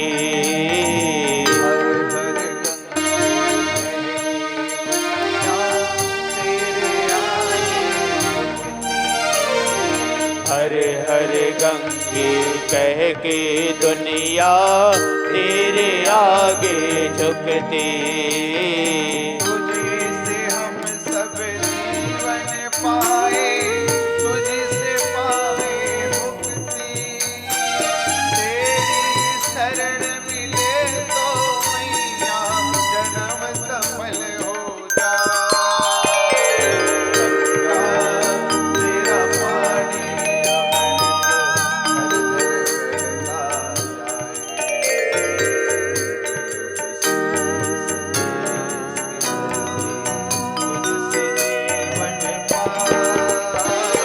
गंगा तेरा पानी अमृत, तेरा पानी अमृत, गा तेरा पानी अमृत, गा तेरा पानी अमृत, गंगा तेरा पानी अमृत, गंगा तेरा पानी अमृत। जय हो। आज ही के दिन गंगा मैया अवतरित हुई थी, ज्येष्ठ मास की शुक्ल पक्ष की 10वीं तिथि, इसलिए आज को गंगा दशहरा कहा जाता है। और कहां से? हिमालय क्षेत्र से। कैसे अवतरित हुई थी हम सब जानते हैं कथा। सूर्यवंश में भगीरथ महाराज हुए, जिन्होंने अखंड तपस्या करके ब्रह्मा जी को कहा कि मेरे वंश के पूर्वजों को तारना है। कैसे तारना है? तो गंगा जब तक जाएगी नहीं तब तक सगर के 60,000 पुत्र जो मरे पड़े हैं, जिनकी अस्थियां पड़ी हैं, उन अस्थियों में जब तक गंगा ना जाए तब तक वो मुक्त नहीं होंगे। तो उनकी मुक्ति के लिए क्या करना है? तो तपस्या किया गंगा मैया को लाने के लिए। तो कहा ठीक है, गंगा को तो मैं छोड़ दूंगा, लेकिन गंगा के लिए बांध चाहिए। इतना तीव्र धार से गिरेगा तो बांध कहाँ है? बांध बनवाओ पहले। तो कहा इंजीनियर नहीं मिली, बांध बनवाए। तो भोले बाबा कथे सबले बड़े सर्जन, सबले बड़े इंजीनियर तो मैं ही है। ठीक है, बांध की व्यवस्था हम करते हैं। भोले बाबा ने कहा जटा को जैसे ही बांधा, लो हो गया बांध, छोड़ो तुम गंगा को वहां से। गंगा को छोड़ा गया। भोले बाबा ने अपने सिर पर उनको पहले धारण किया और फिर भगीरथ को गंगा प्रभु तुमने दी थी, सगरे पुत्रों को मुक्ति दी थी। नीलकंठ महादेव हमें है भरोसा, बिना तुम्हारे बिना कुछ भी न होता। हे बोले भोलेनाथ बाबा नहीं छोड़ा ना, अपनी जटा को थोड़ा सा निचोड़ा है। सारी गंगा को धारण कर लिया, जटा को थोड़ा सा निचोड़ा, वही गंगा बह रही है यार। गंगा मैया के रूप में भगीरथ महाराज लेकर के उनको आए। तो इसलिए उनको जटा शंकरी भी कहा जाता है। भगीरथ महाराज ने अपने वंश को तारने के लिए गंगा मैया को लाया। और भैया यहाँ भी जो बह रही है इसको कथा गंगा कहा जाता है। आज को सरिया परिवार भी अपने पूर्वजों को तारने के लिए भगवान की भागवत रूपी कथा गंगा को यहाँ लेकर के आई है। ये कथा गंगा, उस गंगा में तो जो एक जीव जाएगा और स्नान करेगा वही तरेगा, वही मुक्त होगा। लेकिन इस गंगा में यहाँ जितने लोग आएंगे सब के सब तर जाएंगे। सब के सब स्नान कर रहे हैं इस कथा रूपी गंगा में। क्योंकि भगवान की कथा क्या करती है? वही रस भरती है जो गंगा मैया में रस है। क्या करती है ये कथा? कथा राम जी की है कल्याणकारी, मगर ये करेगी असर धीरे धीरे। अहंकार मद मोह ये फैला जो भीतर, उतारेगी सारा जहर धीरे कथा राम जी की है। गंगा मैया की महिमा, आज के दिन उनका अवतरण हुआ है। आज के दिन जो गंगा मैया में जाकर के स्नान कर ले, 10 जन्मों, पिछले 10 जन्मों के किए गए पाप भस्मीभूत हो जाते हैं कहा। इसलिए आज की तिथि को गंगा दशहरा के नाम से जाना जाता है। भक्तगण विशेष उत्सव मनाते हैं। हरिद्वार क्षेत्रों में, प्रयाग क्षेत्रों में आप जाकर के देख लीजिए, गंगा मैया के पूजन का दिवस है। फूल पुष्प माल चंदन इत्यादि के द्वारा, दीप दर्शन के द्वारा, धूप दर्शन के द्वारा गंगा मैया का आज विशेष पूजन किया जाता है। गंगा आरती होती है। गंगा आरती तो वैसे नित्य होती है, लेकिन आज की आरती कुछ विशेष होती है। तो यमुना मैया के किनारे बैठ करके ध्रुव महाराज जी तपस्या करने लगे। तीसरा महीना जब आया तो केवल जल पी करके ही भगवान का नाम जप कर रहे हैं। फिर 5वां महीना आया, तो 5वां महीना आया तो उन्होंने जल पीना भी छोड़ दिया। अब क्या करते हैं, केवल श्वास लेकर के ही भगवान का नाम जप कर रहे थे। जैसे ही 5वां महीना हुआ पूर्ण, 6वें महीने में ध्रुव महाराज जी ने श्वास तक को लेना छोड़ दिया। श्वास लेना छोड़ दिया। जैसे ही उन्होंने श्वास लेना छोड़ा, त्रिलोकी के श्वास रुक गए। चारों ओर हवाएं चलनी बंद हो गई। ऐसा लगता है मानो अब सबके दम घुट रहे हो, सबके श्वास रुकने लग गए हो। सब कहने लगे, प्रभु त्राहि मां शरणागतम। जाइए जाइए, दर्शन दीजिए ध्रुव महाराज को। यदि उनको दर्शन नहीं दिया तो प्रलय हो जाएगा, सबके सब मारे जाएंगे। भगवान नारायण कहने लगे, अरे देवताओं, तुम कहते हो मैं ध्रुव महाराज को दर्शन देने जाऊं? नहीं, आज तो मैं ध्रुव महाराज को दर्शन देने नहीं जाऊंगा, मैं तो ध्रुव महाराज के दर्शन करने के लिए जाऊंगा। इस भक्त के दर्शन में करने के लिए जाऊंगा। क्या अवस्था है उनकी, 5 वर्ष की, लेकिन उस अवस्था में भी उन्होंने भगवान को क्या, पूरे त्रिलोक के श्वास को रोक दिया अपनी भक्ति के बल पर। भगवान उसी समय कहे, गरुड़ महाराज आओ, चलो ध्रुव महाराज के पास जाना है। ध्रुव महाराज, गरुड़ आगे तुरंत तैयार है। भगवान गरुड़ पर आरूढ़ हुए निकल गए। कहते हैं, और तीव्र गति से चलो, और तीव्र गति से चलो, और तीव्र गति से चलो। गरुड़ कथे भाई तो भगवान मोर एक्सीलेटर फुल हो गए, वायर टूट जही कथे। अब एकल ले ज्यादा नहीं है, इट सको एक्सीलेटर ला। अब भैया मोर गति अतकी है। गोविंद के गति गोविंद जाने। भगवान कहने लगे, ठीक है। उसी समय अंतर ध्यान हुए वहां से प्रभु, और वहां प्रकट हुए जहां ध्रुव महाराज तपस्या कर रहे हैं। ध्रुव महाराज देखते हैं, भगवान को देख तो रहे हैं, लेकिन मुख से वाणी नहीं निकल रही। क्यों? इतने दिवस की तपस्या है, ऊर्जा कहां बची रहेगी। भगवान को एक टक देख रहे हैं। भगवान समझ गए ध्रुव महाराज कुछ बोल नहीं पा रहे। भगवान ने अपने हाथ से शंख को लेकर के ध्रुव महाराज के कपोल पर स्पर्श किया। जैसे ही कपोल पर स्पर्श किया, ध्रुव महाराज के वाणी खुली है। योवन्तः प्रविश्य मम वाचमीमां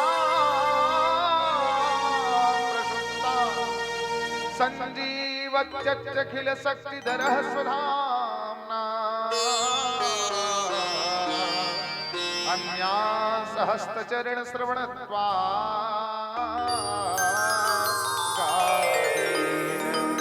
प्राणान् नमो भगवते पुरुषाय तुभ्यं। हे भगवत, आपको नमस्कार है। ध्रुव महाराज भगवान को प्रणाम करने लगे, चरणों में लेट गए। प्रभु हम भी शरणागत हैं,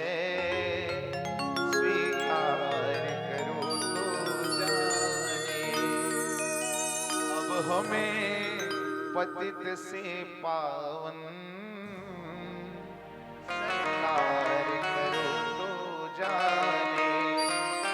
ध्यानी तुम में तन में है, ज्ञानी भी तुम में लय है।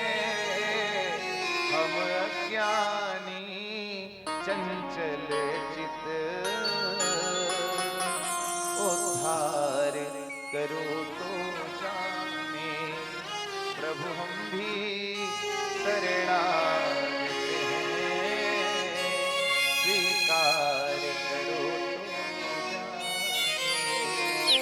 ध्रुव महाराज चरणों में लेट करके भगवान को प्रणाम करने लगे। ध्रुव महाराज को उठा करके भगवान ने कहा, पुत्र उठो, बताओ ध्रुव क्या चाहिए तुम्हें। ध्रुव महाराज कांपते हुए होठों से कहते हैं, गद्दी चाहिए। गद्दी के लिए आए थे ना, पिताजी गोद के लिए आए थे। भगवान कहने लगे, ध्रुव मैं तुम्हें वो गद्दी प्रदान करूंगा जिस गद्दी से आज के बाद तुम्हें कभी कोई उठा नहीं पाएगा, कोई नहीं उठा सकता उस गद्दी से। और ध्रुव महाराज ने कहा, मुझे आपकी अखंड भक्ति का वरदान भी दे दो भगवान, सदैव आपकी भक्ति में जुड़ा रहूं, आपकी भक्ति में लगा रहूं। भगवान ने उनको आशीर्वाद दिया, वरदान देकर के भगवान अंतर ध्यान हो गए। ध्रुव महाराज जी आने लगे इधर, आते हैं तो देखते हैं उनको खबर लगी कि उनके भाई उत्तम को यक्षों ने मार डाला है। ध्रुव महाराज तो भगवान से वरदान लेकर के आए थे, इतने तेजशाली बलशाली हो गए हैं। सबसे पहले यक्षों के ऊपर आक्रमण कर दिया ध्रुव महाराज ने, जाकर के यक्षों को मारना प्रारंभ किया। तुमने मेरे भाई को मारा। नारद मुनि आए, नारद मुनि कहने लगे, ध्रुव पुत्र तुम ये भगवान की भक्ति करके आत्म साक्षात्कार करके कहां हिंसा में लग गए। बेटा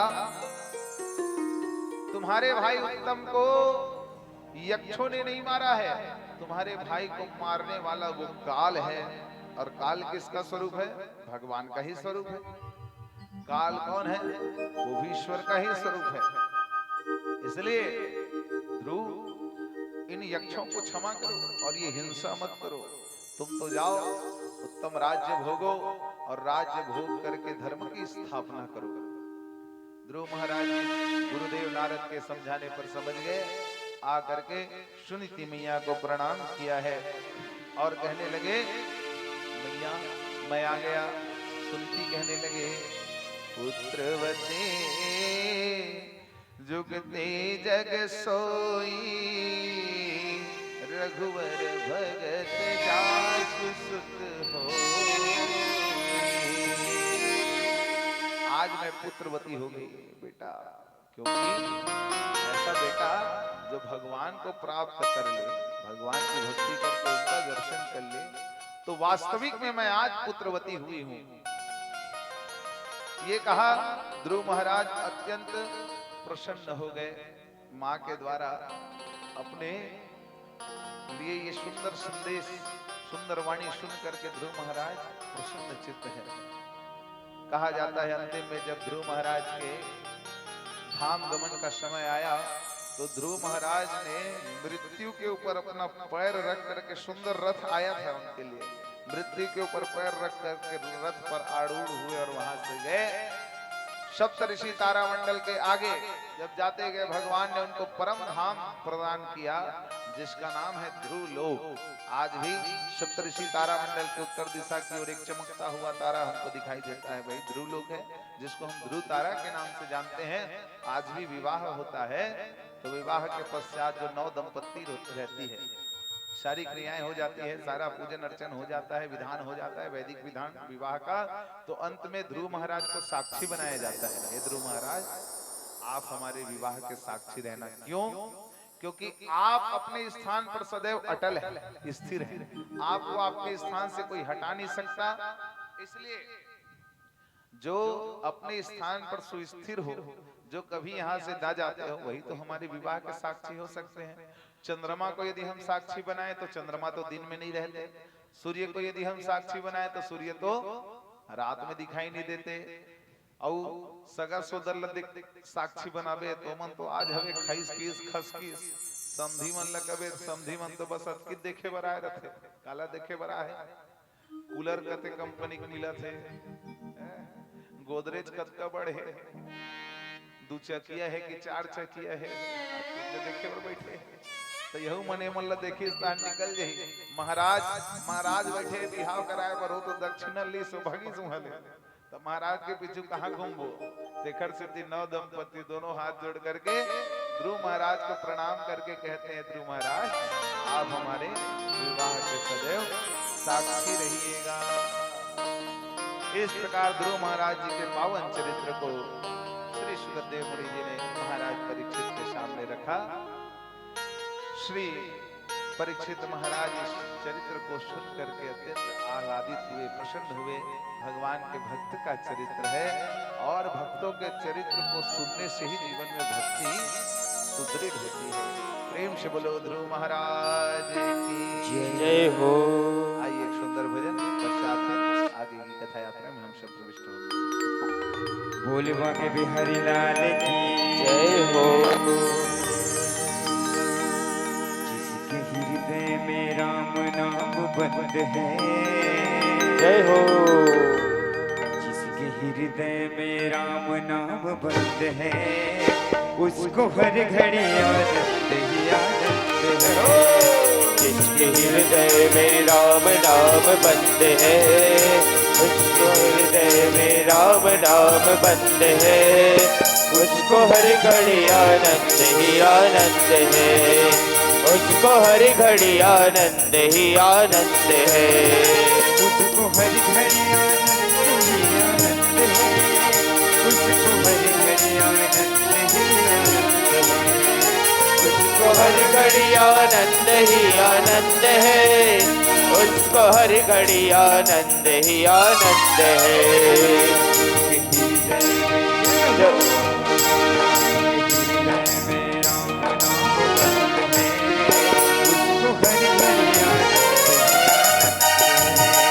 जिसके हृदय में राम नाम बंद है, उसको हर घड़ी आनंद ही आनंद है।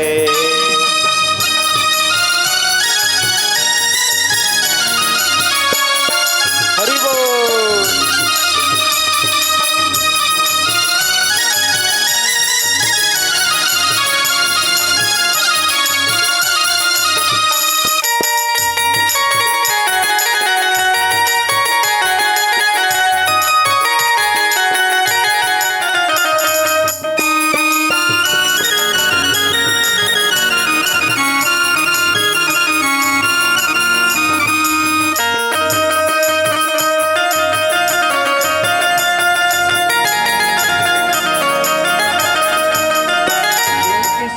राम नाम का सहारा, इस दुनिया से करके किनारा, सिर्फ राम नाम का सहारा, इस दुनिया से करके किनारा। राम जी की रजा में जो रजामंद है, जय हो। राम जी की रजा में जो रजामंद है, उसको हर घड़ी उसको हर घड़ी में राम नाम बंद है, जिसके हृदय में राम नाम बंद है, उसको हर घड़ी आनंद ही आनंद है, उसको हर घड़ी आनंद ही आनंद है।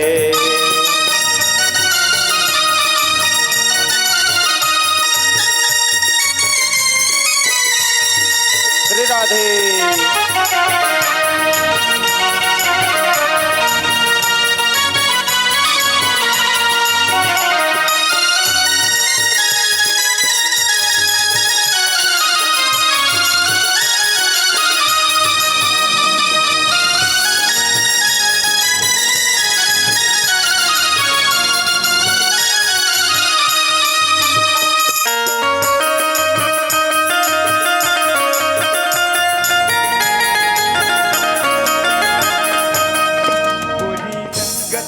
संगत से दूर रहे, इंद चुगली कभी ना किसी से करे, पूरी संगत की संगत से दूर रहे,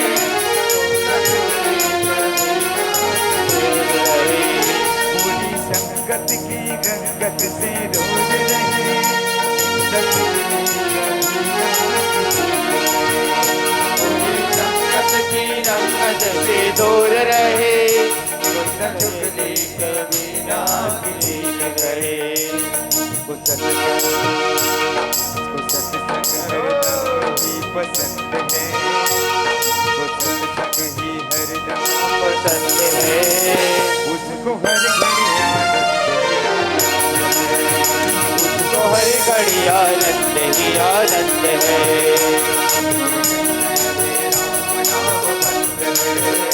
जिसके हृदय में राम नाम बंद है। उसको हर घड़ी आनंद ही आनंद है। उसको हर घड़ी आनंद ही आनंद है।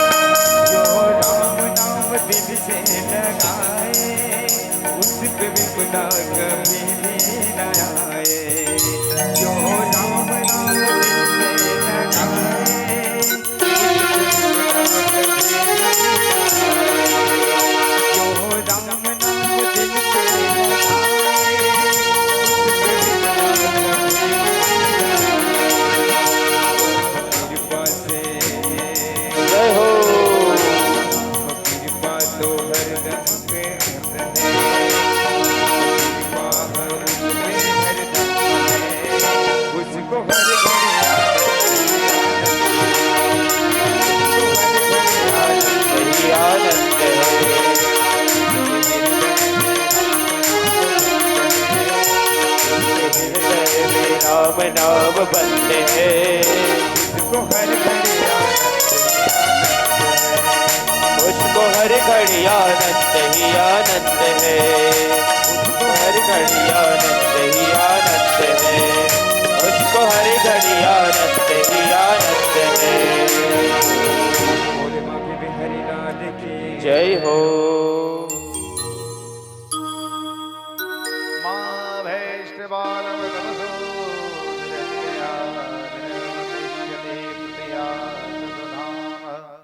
यदो हि वह प्राण निरोधया निरोधान पारमयी संगता भक्ति स्वतंत्र सकल सुख खानी बिनु सतसंग पावहि प्राणी। भक्ति कैसे प्राप्त होती है? सत्संग से ही प्राप्त होती है। सत्संग मिला ध्रुव महाराज जी को। किसका सत्संग?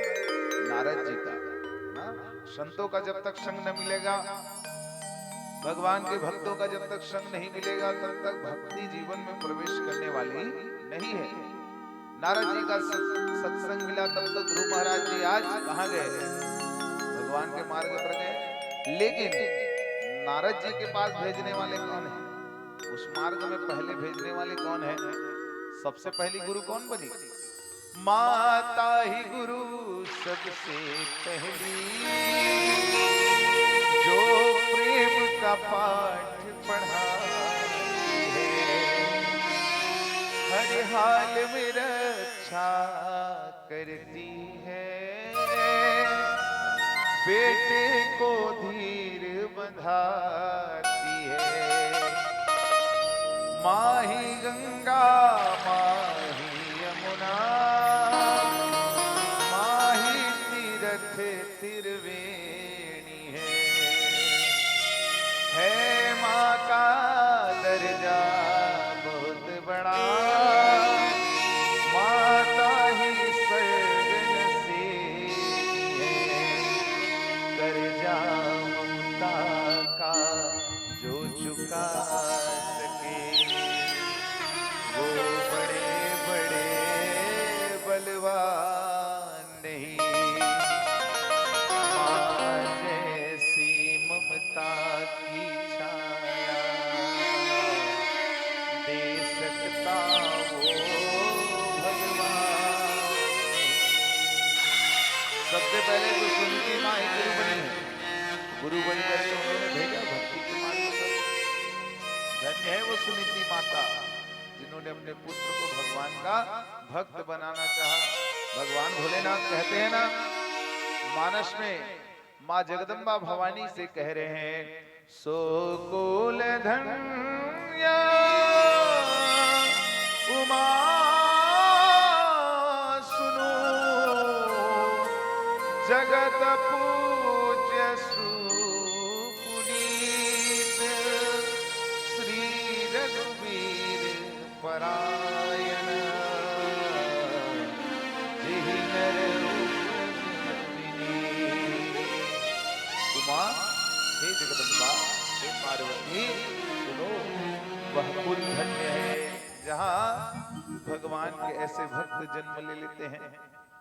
ध्रुव महाराज ने तपस्या किया, ध्रुव महाराज ने भगवान को प्रकट किया, लेकिन केवल ध्रुव महाराज ही भगवान के लोक नहीं गए।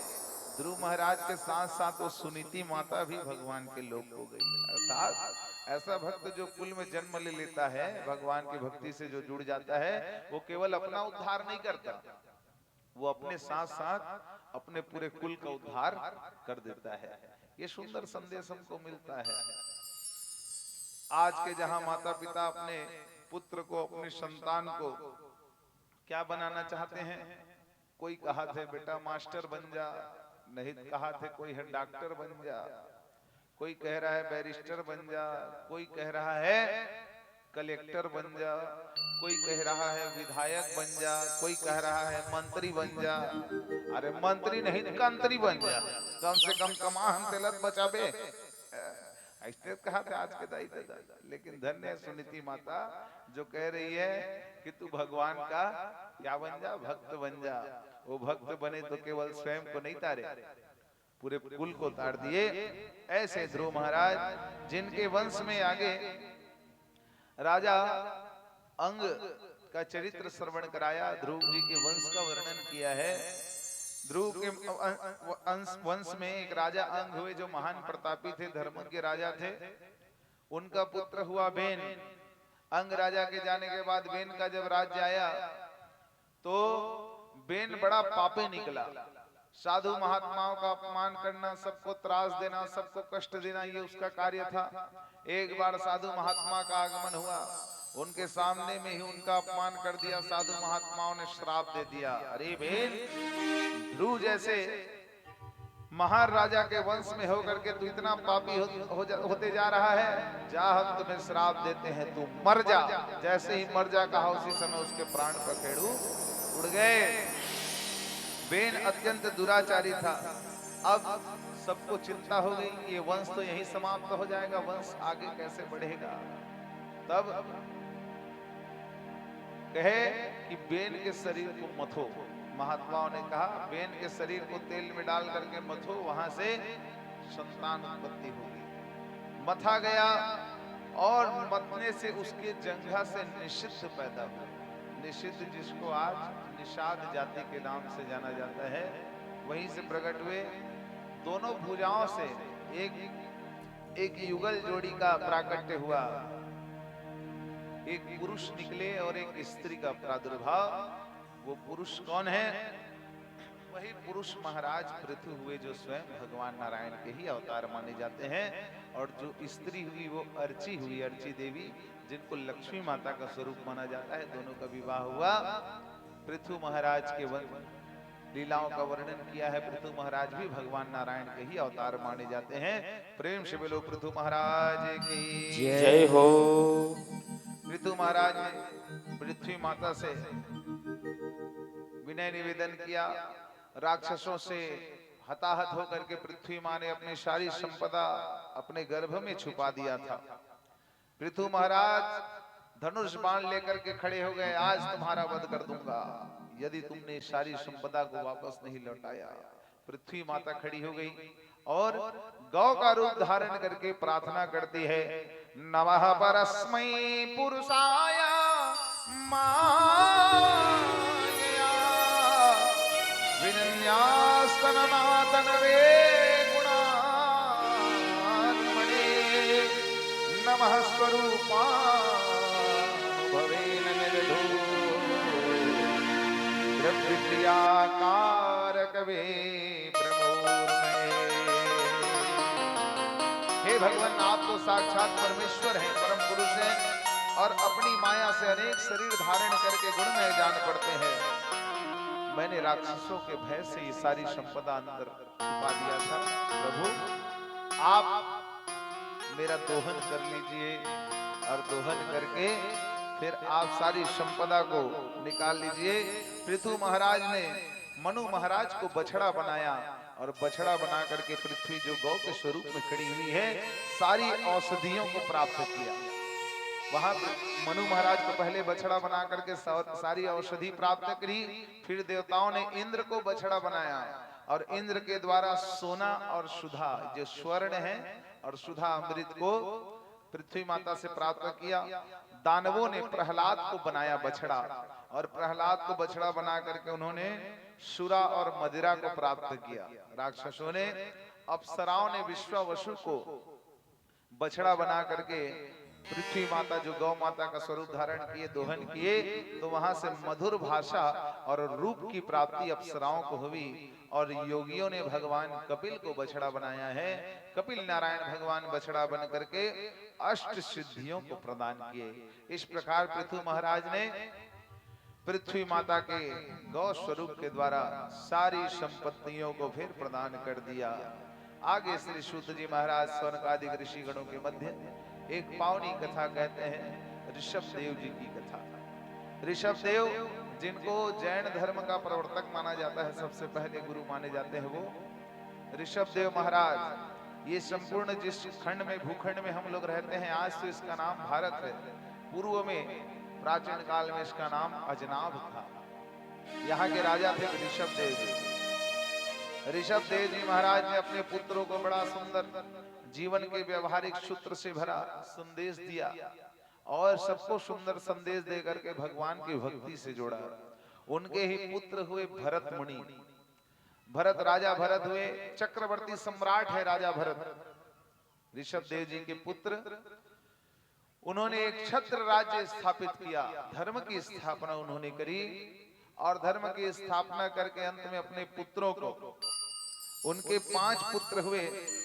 राजा भरत की धर्म पत्नी का नाम है पंचजनी। उनसे विवाह करके उन्होंने 5 पुत्र उत्पन्न किए। 5 पुत्र हैं सुमित, राष्ट्रभृत, सुदर्शन, आवरण और धूमकेतु। इन पुत्रों को उन्होंने राज्यभार सौंप दिया, और राजा भरत जो चक्रवर्ती सम्राट है, सारी संपदा उनकी है। एक पल के लिए, एक क्षण में उन्होंने सबको त्याग दिया। वैराग्य, परम वैराग्य धारण करने के लिए कहां निकल पड़े? पुला ऋषि के आश्रम चले गए, वहां हरिद्वार क्षेत्र गए, वहां से चले गए नेपाल क्षेत्र, जहां गंडकी नदी के किनारे पुला ऋषि का आश्रम है। वहां जाकर के राजा जड़भरत, जिन्होंने मुनि का स्वरूप धारण कर लिए हैं, अब वो चक्रवर्ती भरत नहीं है, वो तो भरत मुनि हो गए। भरत मुनि होकर के भगवान की भक्ति से जुड़ गए। दिन रात हरि हरि हरि हरि हरि हरि हरि भगवान का ध्यान कर रहे हैं। उसी समय एक घटना घटी। क्या? एक बार वो भरत मुनि स्नान करने के लिए गए थे, कहा गंडकी नदी। गंडकी नदी में जब स्नान करने गए थे, तो उस समय क्या होता है, एक दृश्य उन्होंने देखा। एक मृग हिरण, हिरण जो गर्भवती है हिरणी, गर्भवती हिरणी के पीछे एक शेर पड़ गया, सिंह पड़ गया। जैसे ही सिंह ने दहाड़ लगाई, वो मृगनी, वो हिरणी दौड़ने लगी। वो गर्भवती है, अपने प्राण रक्षा के लिए और अपने अंग में पल रहे उस संतान की रक्षा के लिए हिरणी ने नदी के एक किनारे से दूसरे किनारे छलांग लगाना चाहा, लेकिन सिंह की दहाड़ इतनी तेज थी, उसको लगा मानो काल ही मेरे पीछे पड़ा हो।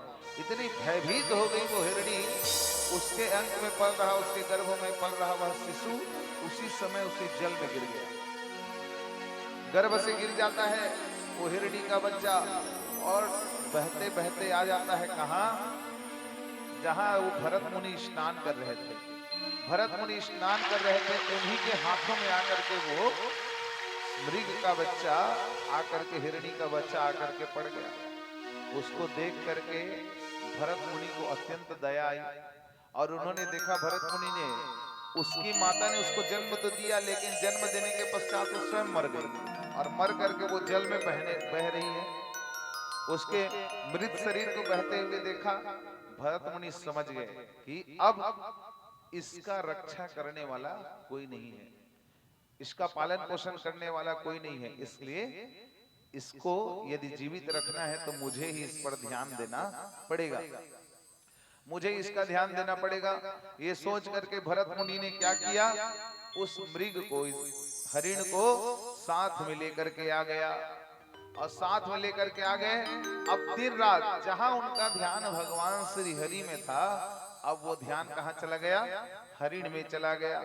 भगवान श्री योगेश्वर श्री कृष्ण चंद्र जी गीता में कहते हैं, यम यम वा विस्मरण भावम् त्यजन्ते कलेवरम् तं तमैवेति कौन्तेय सदा तद्भवभावितः। योगेश्वर भगवान श्री कृष्ण चंद्र जी गीता जी में कह रहे हैं, 8वें अध्याय का 16वां श्लोक है ये। उसमें कह रहे हैं 8वें अध्याय के 6ठे श्लोक में गीता जी में भगवान श्री कृष्ण चंद्र जी की, हे कौन्तेय, हे अर्जुन, यहाँ मनुष्य जिसका ध्यान करते करते करते करते मर जाता है, जिसका नित्य ध्यान करते रहता है, जिसका नाम जपते रहता है, जिस योनि से सबसे अधिक प्रेम करता है, अंततो गत्वा मरने के बाद उसको वही योनि प्राप्त होती है ना, भगवान की वाणी है ये। तो इधर भरत मुनि जो वैराग्य लेकर के आए हैं, अपने चक्रवर्ती सम्राट थे, पूरा एक छत्र जहां जिनका राज्य था, उस सारे राज्य को छोड़ करके, राज्य सुख का त्याग करके, वैराग्य धारण करके जो मुनि बनने आए थे, वैरागी बनने आए थे, उनका पूरा प्रेम, पूरी आसक्ति उस हरिण के ऊपर पड़ गया। दिन रात हरिण हरिण हरिण हरिण हरिण, उसको खिलाते तब स्वयं खाते, उसको सुलाते तब स्वयं सोते, उसको स्नान कराते तब स्वयं स्नान करते, भगवान को भूल गए और दिन रात उसकी सेवा में लग गए।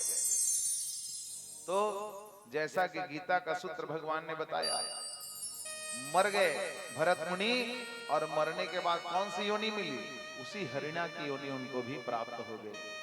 मरते समय जिसका ध्यान रहेगा वही योनि प्राप्त हो जाता है, कह रहे हैं।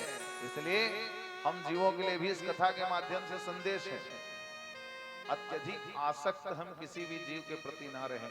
कई घरों में हमने देखा है लोग कुत्ते पालते हैं। कुत्ता पालना वैसे तो शास्त्र में निषेध कहा गया, कुत्ते को भोजन कराना बड़ा पुण्य कहा गया है।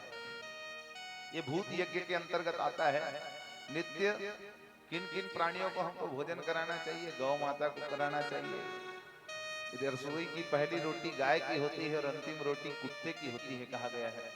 नित्य कुत्तों को भोजन दो, लेकिन कुत्ते को अपने घर में पालना ये निषेध कहा गया, क्योंकि पालने से क्या होता है, उसके प्रति आसक्ति बढ़ जाती है।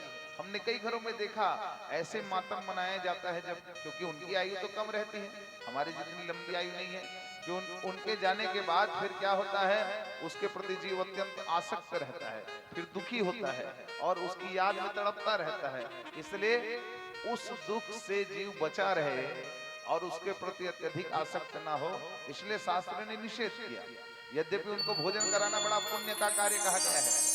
किसी के ऊपर शनि दोष चल रहा हो तो भी काले कुत्ते को सरसों तेल से लपेट करके बढ़िया रोटी खिला दो, शनि का दोष कट जाता है। कैसे शनि ग्रह शांत हो जाता है उस जीव के ऊपर। ऐसे भी विभिन्न उपाय बताए गए हैं, लेकिन अत्यधिक आसक्ति को यहाँ निषेध किया गया शास्त्रों में। तो हरिण हरिण कहते कहते वो राजा जड़ भरत जो मुनि भरत हो गया था, आज हरिण की योनि को प्राप्त कर लिया।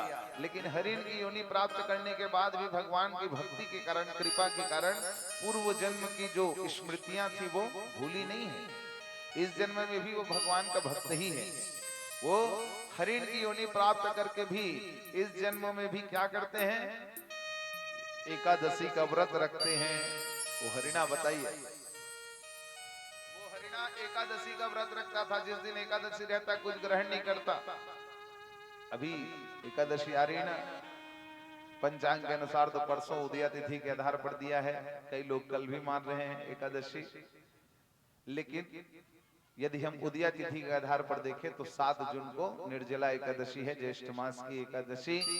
जिसमें निर्जल रह करके भगवान की भक्ति हम करते हैं। तो इस तिथि में भी वह हरिण, हालांकि हरिणा की योनि प्राप्त किए हैं, लेकिन राजा भरत मुनि उस तिथि में भी निर्जल रहते थे, कुछ अन्न ग्रहण नहीं करते थे। पुलह ऋषि समझ गए ये वही राजा भरत है जो इस जन्म में हरिण के पीछे पड़ करके हरिण के प्रति आसक्त होकर के हरिणा योनि को प्राप्त कर लिया है।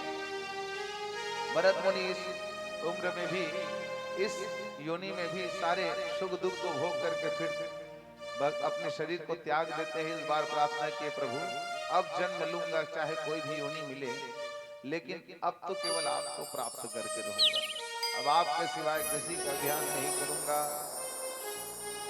प्रभु अपने दर से अब तो न टारो,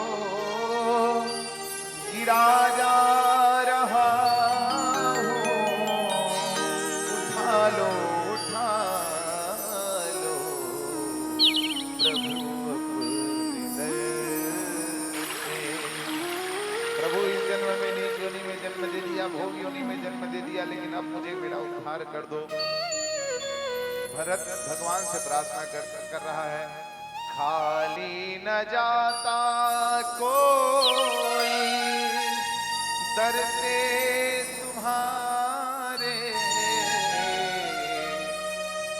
खाली न जाता कोई दर से तुम्हारे, द्वारे खड़ा हूँ नन्ही बाहें पसारे, चरणों की सेवा में लगा लो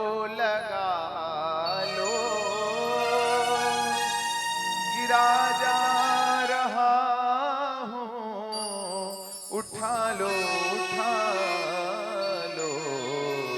प्रभु अपने दर से। भरत मुनि ने भगवान की प्रार्थना करी, भगवान ने पुनः अनुग्रह किया। फिर अनुग्रह करके इस बार भगवान ने फिर मनुष्य का तन दिया। इस बार कहां पैदा हुए?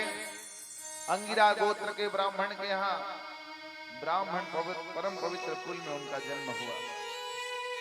भरत मुनि इस बार तो सोच लिए हैं, भगवान की लीला देखिए, इस बार भी उनका नाम क्या रखा गया है? भरत ही रखा गया है। इस बार उनका नाम फिर भरत पड़ा। इस बार भरत मुनि समझ गए कि जहां बोलोगे वहां फिर बात बिगड़ जाती है, इसलिए जितना भोला बन करके रहोगे संसार में, तभी तुम परमात्मा को प्राप्त कर सकते हो। भरत मुनि ने इस बार कह दिया कि अब मैं किसी से बात भी नहीं करूंगा, ना ही इस गृहस्थ के झंझट में मैं पड़ूंगा। चतुराई चौपट करे ज्ञानी को देखा, चतुराई चौपट करे ज्ञानी को देखा, भोले भाले लोगन को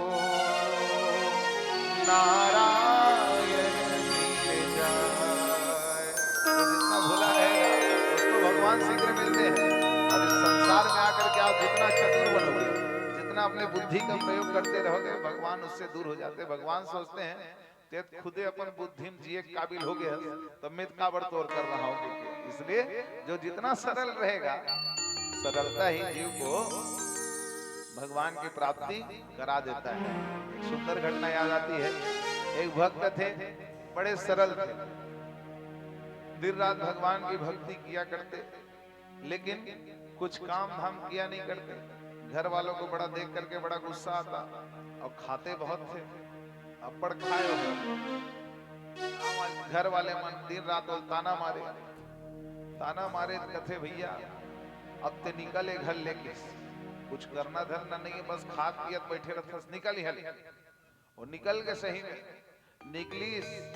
एक बार हुई स्थान फिर लांघन अब कौन खाए बढ़ दी हो, फिर याद है इस घर में, फिर घर में आ गए, घर वाले मन सोचते अपन सोचत आते भले गुस्सा गुस्सा में कही दे फिर जाऊं तो हम कहाँ भगाई फिर चल दिस घर में घर वाले मन कथे तोला घुसनत नहीं है ते चल अपन रास्ता निकल गए। अब निकल करके आ रहे थे उसी समय उन्होंने देखा एक संतों की टोली आ रही है। श्री राम जय राम जय जय राम। श्री राम जय राम जय जय राम।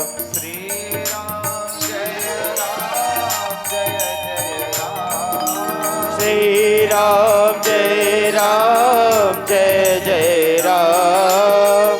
श्री राम जय राम जय जय राम। श्री राम जय राम जय जय राम। श्री राम जय राम जय जय राम।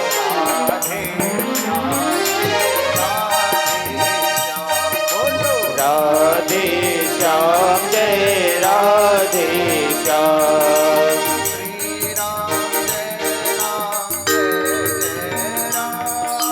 श्री राम जय राम जय जय राम।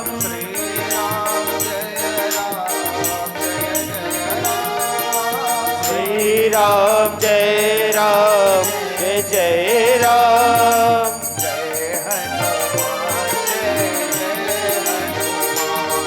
राम जय हनुमान जय जय हनुमान।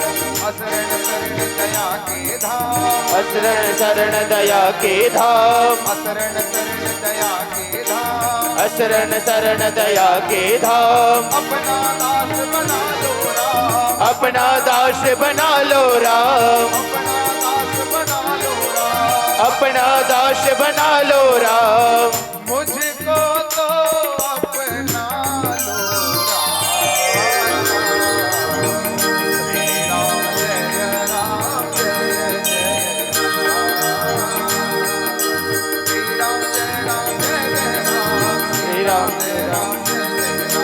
श्री राम जय राम जय जय राम। श्री राम जय राम जय जय राम।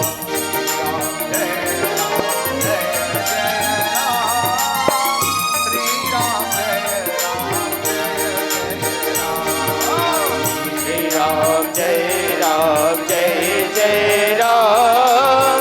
श्री राम जय राम जय जय राम।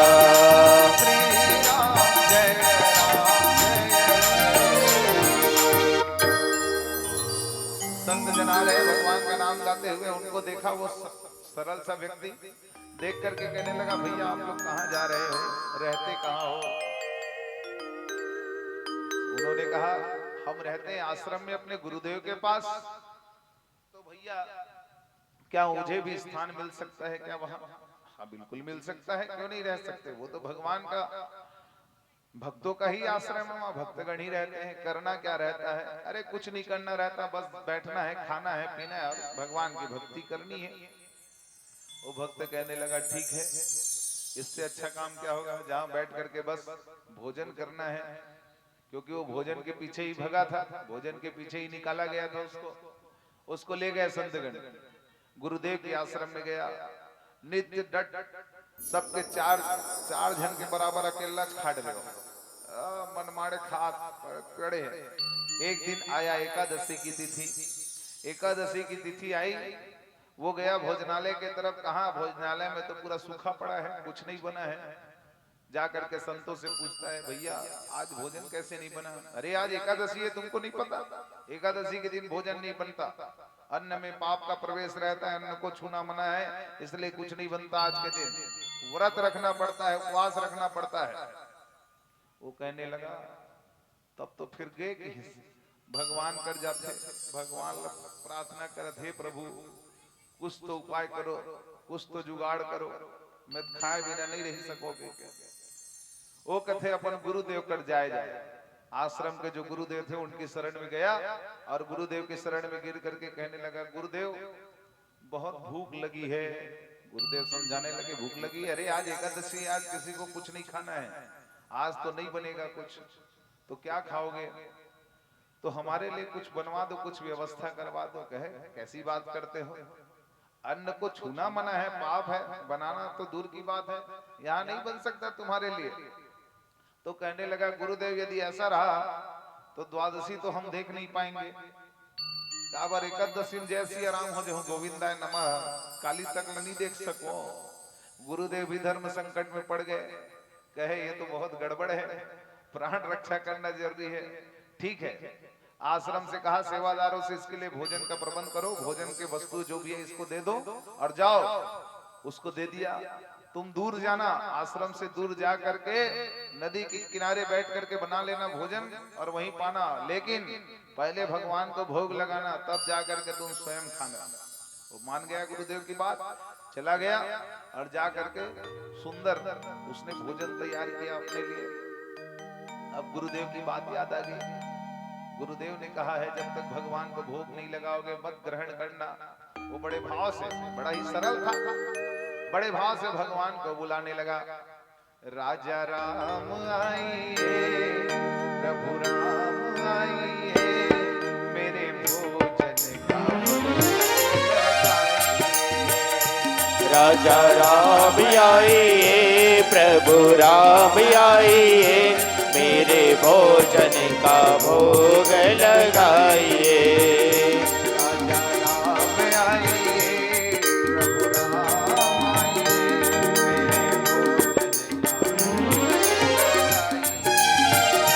राजा राम आइए, प्रभु राम आइए, मेरे भोजन का भोग लगाइए। आचमनी अर्घा आरती यही यहाँ मेहमानी, आचमनी अर्घा आरती यही यहाँ मेहमानी।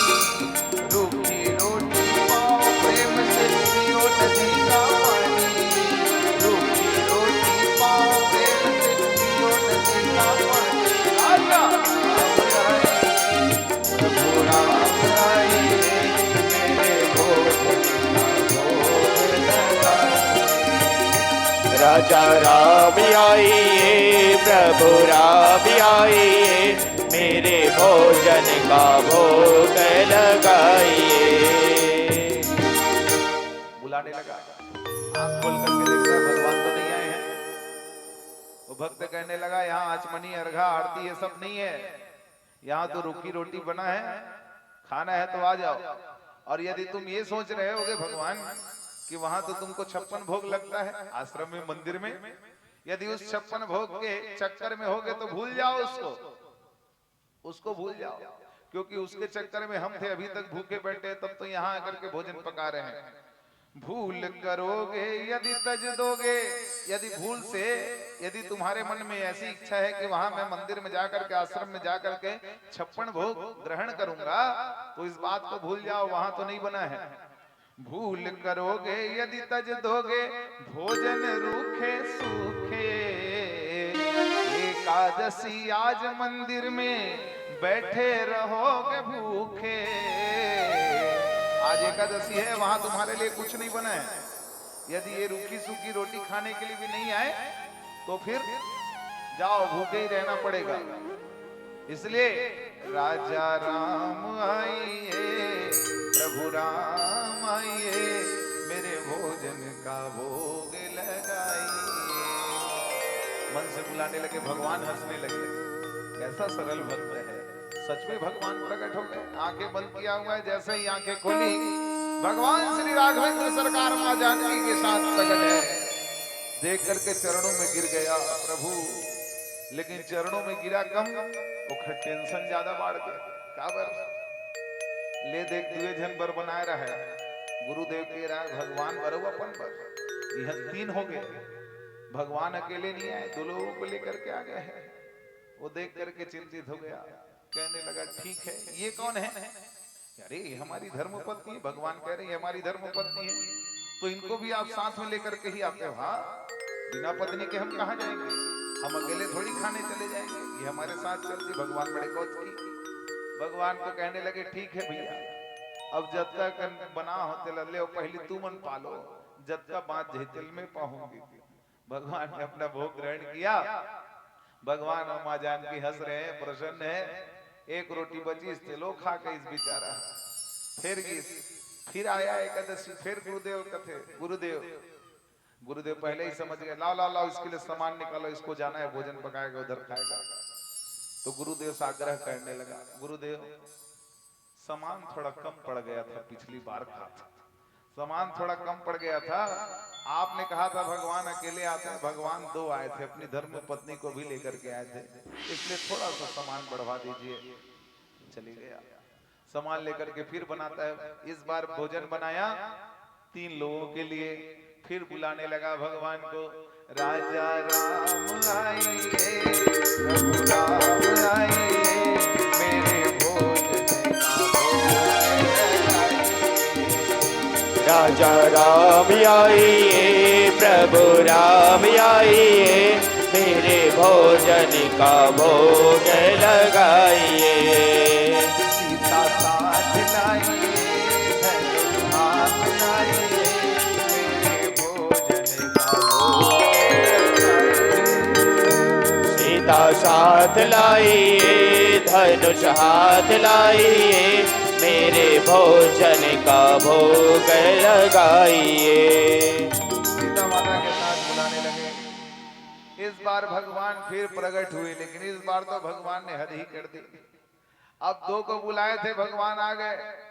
नीलांबुज श्यामल कोमलांगं सीता समारो विद्वान भागं आनौ महासायक चारु चापं नमामि रामं रघुवंशनाथं। भगवान लखनलाल को भी साथ में लेकर के आ गए। अब तो पहले 1 को बुलाया, 2 आए, 2 को बुलाया, 3 आ गए।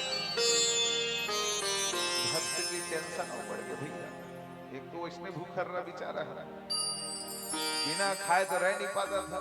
अब देखा, अब भगवान से सीधा प्रश्न करने लगा, गुस्से में, ये कौन है? भगवान कहे, ये मेरे छोटे भाई हैं। तो इनको लाना भी जरूरी रहता है क्या? अरे हाँ, मेरे साथ ही चलते ही, कैसे नहीं लाता? जाऊंगा, बोला ले आया मैं। कहने लगा ठीक है, अब जितना पका है देख लो, खा लो, थोड़ा बहुत बच जाए तो हमको भी दे देना।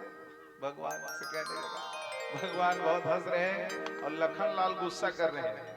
इसने इतनी जगह मूलधर खिला था, अब का बेइज्जती करा थे, देखा था तो राघव में यह मूल खवाए बल्ला हंसते हैं। तो फिर कहे ठीक है, जो भी भोजन पका है आप लोग प्राप्त करिए, और जो बच जाएगा हमको प्रसाद दे दीजिएगा। भगवान ने प्राप्त किया, कुछ बचा उसको भक्त ने ग्रहण किया, फिर चला गया, फिर गया, फिर एकादशी की तिथि आई, फिर गुरुदेव से कहने लगा, गुरुदेव भगवान पहले हम अकेले बुलाए 2 आए थे, हमने 2 को बुलाया, अब 3 आते हैं, इसलिए थोड़ा सामान और बढ़वा दो गुरुदेव। 4 लोगों के बराबर अनाज डलवा दीजिए उसमें सामान। गुरुदेव सोचने लगे, ये जरूर झूठ बोल रहा है, ये बहुत चालाकी करता है, ये मनुष्य उधर ले जाकर के सामान को बेचता होगा, बेच करके इसका लालच बढ़ गया है, इसलिए आश्रम की सामग्री को ज्यादा ले जाता है। गुरुदेव कहे ठीक है, डलवा दो इसके में सामान। और गुरुदेव उसका पीछा करते करते चले गए, पीछा करते करते गए। इस बार वह भक्त फिर भोजन पकाता है, भोजन पका करके कहने लगा, कितनी मात्रा में बनाऊं? आग जला लिया है, लेकिन सोच रहा है कि अब मैं कितनी मात्रा में बनाऊं। तब सोचने लगा, ये भगवान ईमानदारी नहीं दिखा रहे, इसलिए अब क्या करना है, पहले बुला ही लेता हूं, तो जितने लोग आएंगे उसके आधार पर फिर मैं भोजन पकाऊंगा। पहले ही बुलाने लगा भगवान को, राजा राम आइए, प्रभु राम आइए, मेरे भोजन का भोग लगाइए। राजा राम आइए, प्रभु राम आइए, मेरे भोजन का भोग लगाइए। सीता साथ लाइए,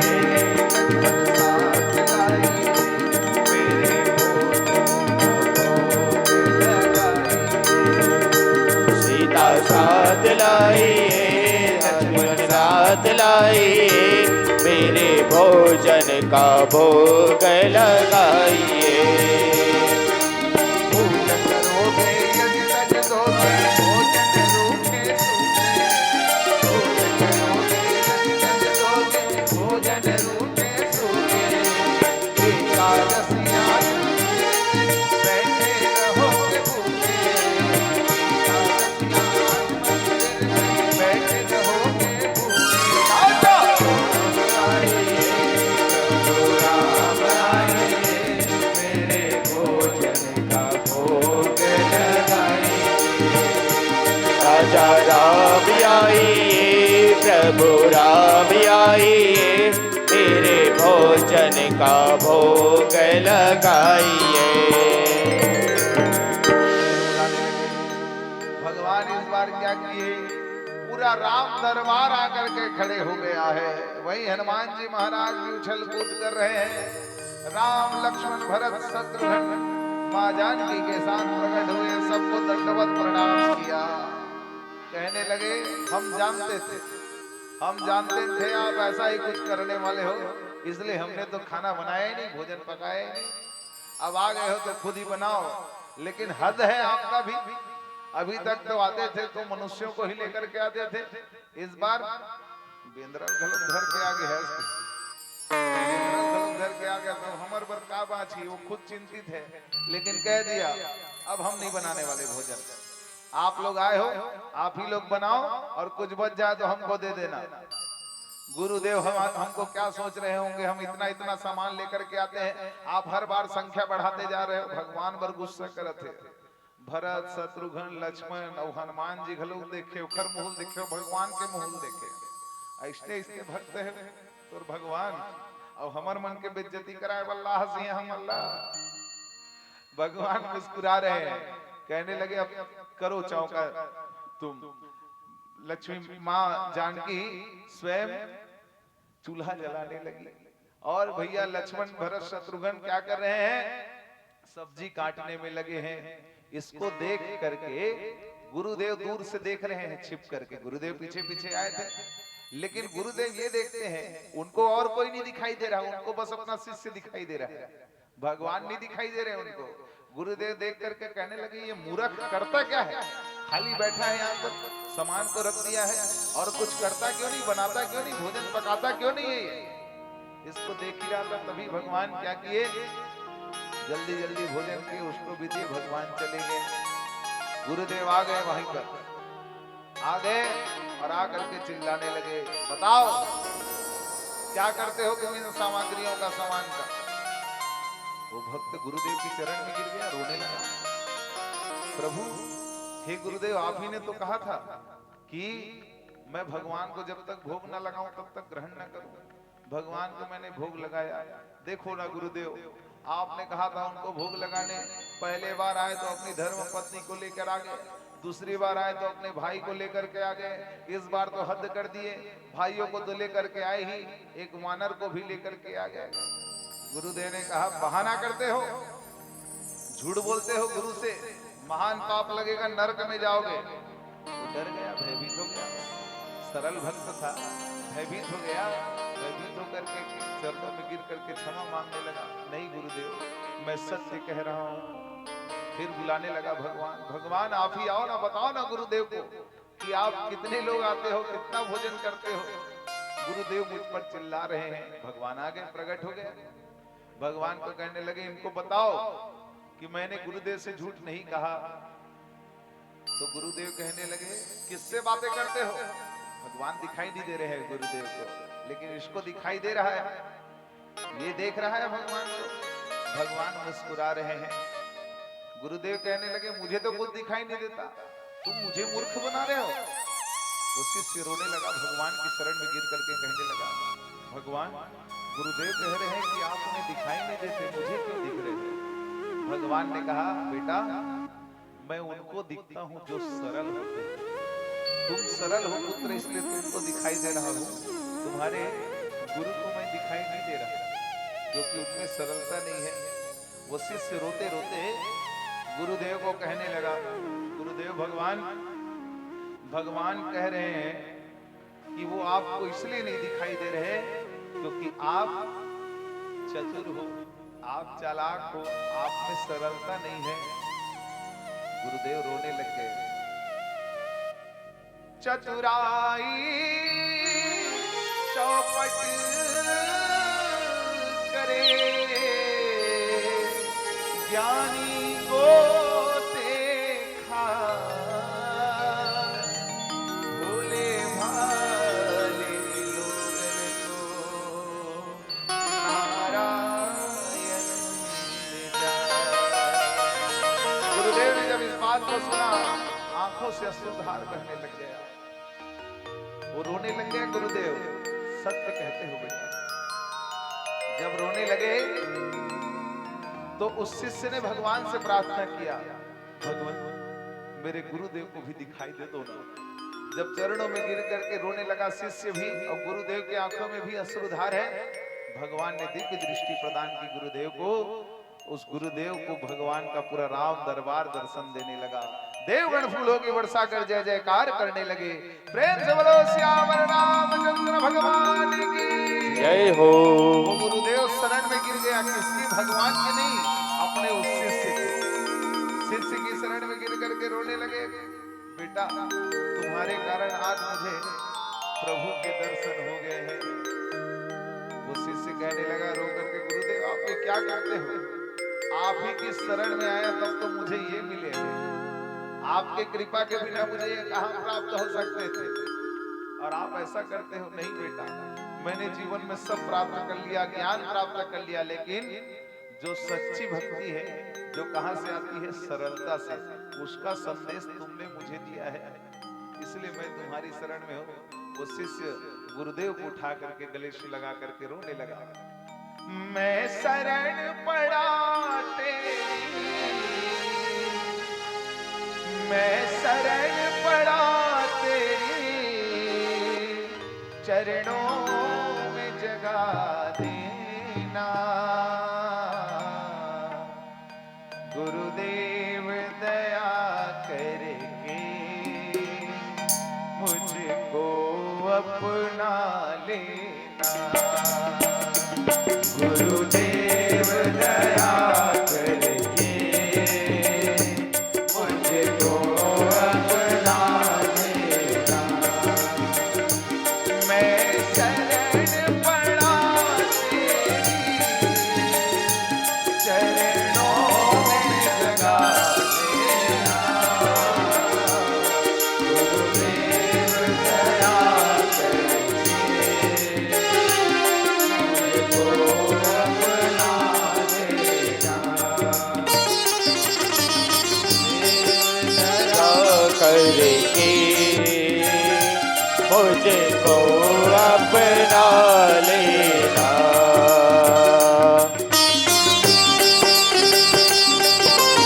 हो।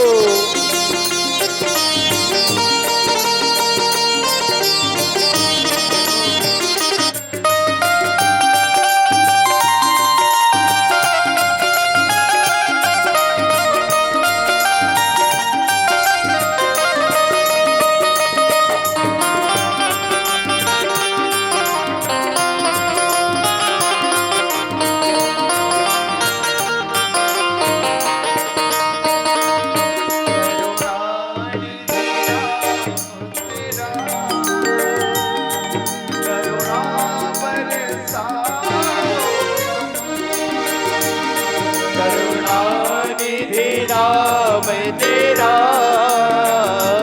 करुणा बरसाओ तुम। सोए हुए भाग्यों को हे नाथ जगाओ। सोए हुए भाग्यों को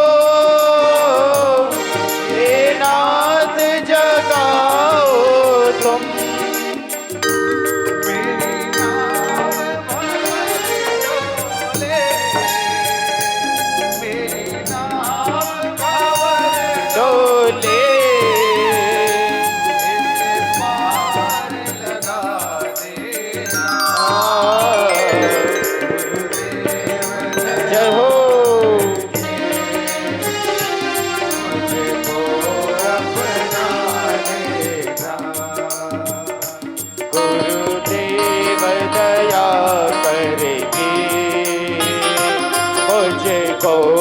अपना लेना।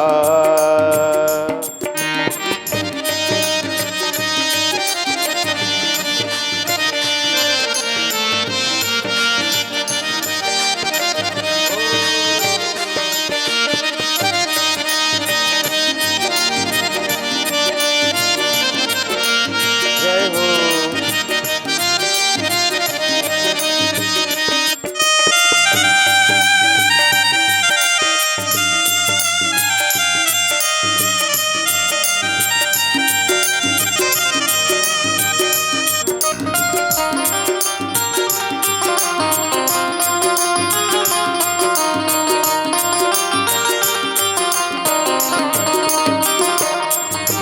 सुख के सागर हो, निर्धन के सहारे हो। तुम सुख के सागर हो, निर्धन के सहारे हो।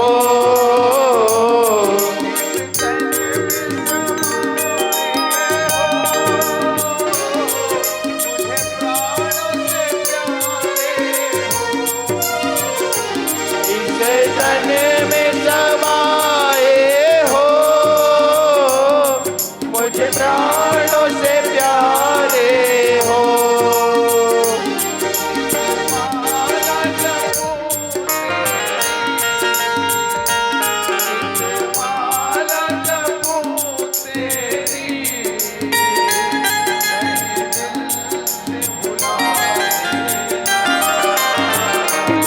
गुरुदेव दया करके मुझको अपना लेना। गुरुदेव दया करके मुझको अपना लेना। मैं शरण पड़ा तेरी, मैं शरण पड़ा तेरी चरणों में जगा देना। गुरुदेव दया जय हो।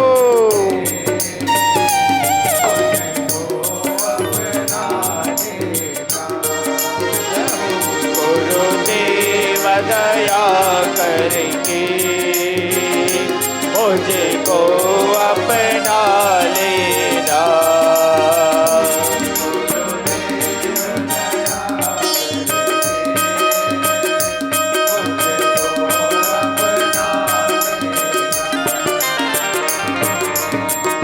प्रेम से बोलो सद्गुरुदेव भगवान की जय हो। वैसे ही सरल है महाराज भरत। आज अंगिरा गोत्र में ब्राह्मण के यहाँ पुत्र के रूप में जन्म लिए हैं, लेकिन सरलता इतना स्वीकार किया, कहे सरलता के बिना ईश्वर प्राप्त होने वाले नहीं, अत्यंत भोले। क्या करते, घर में यदि उनको कुछ काम दिया जाता तो काम को भी पूर्णता के साथ नहीं करते। जानते थे इसलिए नहीं करते क्योंकि यदि इसको अच्छे से करने लग गया तो फिर मैं फिर गृहस्थ में फंस जाऊंगा। उनके पिताजी उनको दिव्य वेद मंत्र सिखाते थे, लेकिन वेद मंत्रों को वो गलत सलत पढ़ते। क्यों पढ़ते? क्योंकि यदि सही पढ़ दिया तो फिर मुझे पिताजी पुरोहिती के लिए भेजेंगे और भेजेंगे, फिर जहां मैं धन कमाने लग गया फिर मेरा विवाह कर देंगे, फिर विवाह करेंगे, फिर पुत्र होंगे, फिर इसी माया में मैं फंस जाऊंगा। इसलिए कुछ नहीं सीखना चाहते। कहा ठीक है, तुम कुछ काम नहीं करते, जाओ खेत में। खेत में ले गए, उसके बड़े भैया कहे मेड़ बनाना है, थोड़ थोड़ छोलना है, दिन लग के मेड़ बनाना है, खुदाई करना है, थोड़ा थोड़ा छोल करके ला। जब वो खोदे चालू करी, मूड अब तक गहरा खोद दिसो आग देखे घर वाले मन अब भड़कई नो है घर मन के अक्की बड़ नानी काम कह रहे तहुल ते गड़बड़ करे, थोड़ थोड़ छोल के मेड़ बनाए कह रहे थे, मुड़ भसर गड्ढा खड्डा खुंड खड्ड रे भाई गबे काम तोड़ से नहीं हो सके। दूसरा काम, कल से तुमको क्या करना है, फसल उगा हुआ है, फसल की रक्षा करना है। चिड़ई चुरगुन आथे खाथे तो चिड़ई चुरगुन ला भगाना है तो लग नहीं, एक ठन टीपा दे दी, एक ठन डंडा मार मार के बस भगाना है, अपनी काम करना है। जैसे ही वो मनगीस जड़ भरत मुनि का करते, ओखर नाम भरत रहा है, लेकिन बुद्धि जड़ जड़ बुद्धि दिखाते थे, घर वाले जड़ भरत कहते थे। जड़ भरत को कहे वो पहली बेला भर फेंके सो दोनों धरे रहते डंडा वो टिपला और तहन ताली बजाए धरले। राम के चिड़िया राम के खेत चूलो चिड़िया भर भर पेट जब जब होई भरत संग भेंट। अरे चिड़ै चुरगुन हो, जब जब मैं आता हूं तब तब आए करो। राम के चिड़िया राम के खेत चुगलो चिड़िया भर भर पेट जब जब होई भरत संग भेंट। बुला बुला करके खिला रहे हैं। ओखर पिताजी आगे ओखर बड़े भाई आइस देखिस अतका गुस्से इस भगले, आज के बाद तो यहू डांड नहीं आना है, घर में बैठे रह चुपचाप, घर में बिठा दी। एक दिन वो लोग सब के सब कहीं जा रहे थे, सब ने कहा तुम तो घर में ही रहोगे, एक काम करना हमारे आने के पहले पानी भर देना, कि जल भर देना पीने के लिए। ठीक है भर के रखूंगी, भर के रखो तुम अनजाओगे। कि जैसे निकलीस पहले सब दरवाजा मतलब बंद करना चालू करी, दरवाजा खिड़की सबको बंद किया, अब पानी भरना चालू करी। कैसे का पूरा घर भर पानी भर दी सो, आज का पानी भरी सो अटैची तौरा थे, टीवी बुड़ गए भैया योगेश भैया, पलंग मन है गद्दा मन सब भीग गए। आई घर वाले मन देखे इतना क्रोध उसके लिए, ये क्या हरकत किया है तुमने, तुम रहने के लायक नहीं हो घर में, निकलो अभी यहाँ से। तुरंत निकाल दिया गया। जड़ भरत मुनि कहने लगे देखो भगवान आप साक्षी रहना, मैं अपनी स्वेच्छा से घर त्याग करके नहीं जा रहा, मुझे घर वाले भगा रहे हैं तब मैं यहाँ से जा रहा हूँ। निकल पड़े, बड़े प्रसन्न मन से जा रहे हैं। भगवान अब तो छूट गया परिवार, अब तो छूट गई माया, ये दुनिया छूट गया है, इसलिए ये दुनिया ही तो माया का मेला है। दुनिया क्या है, अरे दुनिया है माया के मेला, अरे दुनिया है माया के मेला औ हंसा जाही अकेला। अरे दुनिया है माया के मेला औ हंसा जाही अकेला। दुनिया क्या है, माया का मेला है। अरे श्वासा के नहीं ये ठिकाना, ये दे श्वासा के नहीं ये ठिकाना, और लगे है आना जाना, अरे लगे है आना जाना, ये दे पाए हन मानुष चोला, और कौन समझा ही तोला। अरे जब मन बन गे अधरा, और जोड़ा थे 5 के 15, और रात दिन लइका बीबी, और देखत बैठे टीवी, और का देखे, अरे रात दिन लइका बीबी, और देखत बैठे टीवी। ए दे छूट गे राम कहानी, अरे छूट गे राम कहानी, और वही मेरे मऊहा पानी। ए दे छूट गे राम कहानी, और वही गिरे मऊहा पानी। ए दे नंबर 2 के धंधा, और गला में पड़ गे फंदा। एदे नंबर 2 के धंधा, और गला में पड़ गए फंदा। एदे थोड़े लड़ाई, और मारे काटे भाई भाई। एदे थोड़े लड़ाई, और मारे काटे भाई भाई। मुड़ धर रोआ से सिधवा, नहीं है जमाना भैया, सिधवा मन के जमाना अब नहीं रहेगी, जिसकी लाठी उसकी भैंस। अरे मुड़ धर रोआ थे सिधवा, और मन के बन गे गिधवा। नहीं है काकरो चिन्हारी, नहीं है काकरो चिन्हारी। एदे डाकू धनी पुजारी, वाहरे मुंजरा दुनिया, और सोचत बैठे पुनिया। अरे जौने है पुण्य कमाही, जौने है पुण्य कमाही, अंत समय अंतर जाही। जन्म हो ही कब दोबारा, यदि ज्ञानी करत विचारा। निरंजन विनती करत हो, मैं सबके पांव परत हो। जिंदगी रही भजले, राधे कृष्णा जपले। प्रेम से बोलो राधा कृष्ण भगवान की जय हो। जड़ भरत महाराज अत्यंत प्रसन्न है, अब तो माया छूट गई है मेरी, अब तो मैं निकल पड़ा आपके रास्ते पर प्रभु। उसी समय क्या हुआ, जिस जंगल के रास्ते जा रहे थे उसी एक भिल्ल राजा हुआ करता था। भिल्ल राजा भद्रकाली महाकाली का विशाल भक्त था, बहुत बड़ा भक्त था। एक विशाल मूर्ति उसने रखी है, ऐसा लगता है मानो साक्षात मां काली खड़ी हुई हो। उसकी रोज भक्ति करता था। उसके सामने उसने कुछ मन्नत मांगा था कि हे भद्रकाली माता, यदि मेरी मनौती पूर्ण हो जाए, मेरी मन्नत पूर्ण हो जाए तो एक नर बलि मैं आपको दूंगा। तो नर बलि के लिए अपने सैनिकों को भेज दिया, जाओ कोई मनुष्य मिले तो ढूंढ करके ले आना, पकड़ करके ले आना नर बलि के लिए। तो कौन लब अमरालिस के में यही ल जड़ भरत धर के लेके इस कथे पहले देखो, परीक्षण करो कोई अंग भंग तो नहीं है ना, क्योंकि बलि देना है मतलब पूरा सभी अंग साबुत होना चाहिए। किसी प्रकार का कोई टूटा फूटा कहीं तो अंग नहीं है, कटा फटा तो नहीं है। कहा नहीं महाराज, ये तो बड़ा बलिष्ठ दिखता है, पूर्ण स्वस्थ है ये, इसको बलि दीजिए। ठीक है, तो विधिवत बलि दी जाएगी। पहले जाओ इसको स्नान करा करके लाओ। स्नान करा करके लाया गया। वो तो किसी से कुछ बोलते नहीं थे। जड़ भरत महाराज सोचने लगे, मैया मैं तो भगवान के रास्ते पर निकला था, लेकिन मुझे क्या पता था कि मैं आज आपके चरणों का फूल बन जाऊंगा। अब यदि विधाता को यही मंजूरी है तो ठीक है, यही सही। इस जन्म फिर ऐसा ही गया, फिर अगला जन्म लूंगा, तब भगवान को प्राप्त करूंगा। ये सोच करके भगवान का ध्यान कर रहे हैं जड़ भरत महाराज। जड़ भरत महाराज को ला लिया गया बलि के स्थान पर। राजा भिल्ल ने कहा सेवकों से, अरे सेवकों चलो चालू करो। सेवक मन लग गए, सेवक मन चालू हो गए। 10 अंगुलिया के मैया विनती करत हो, दंडा हो शरण पैया लागे हो माँ मैया, दंडा हो शरण पैया लागे हो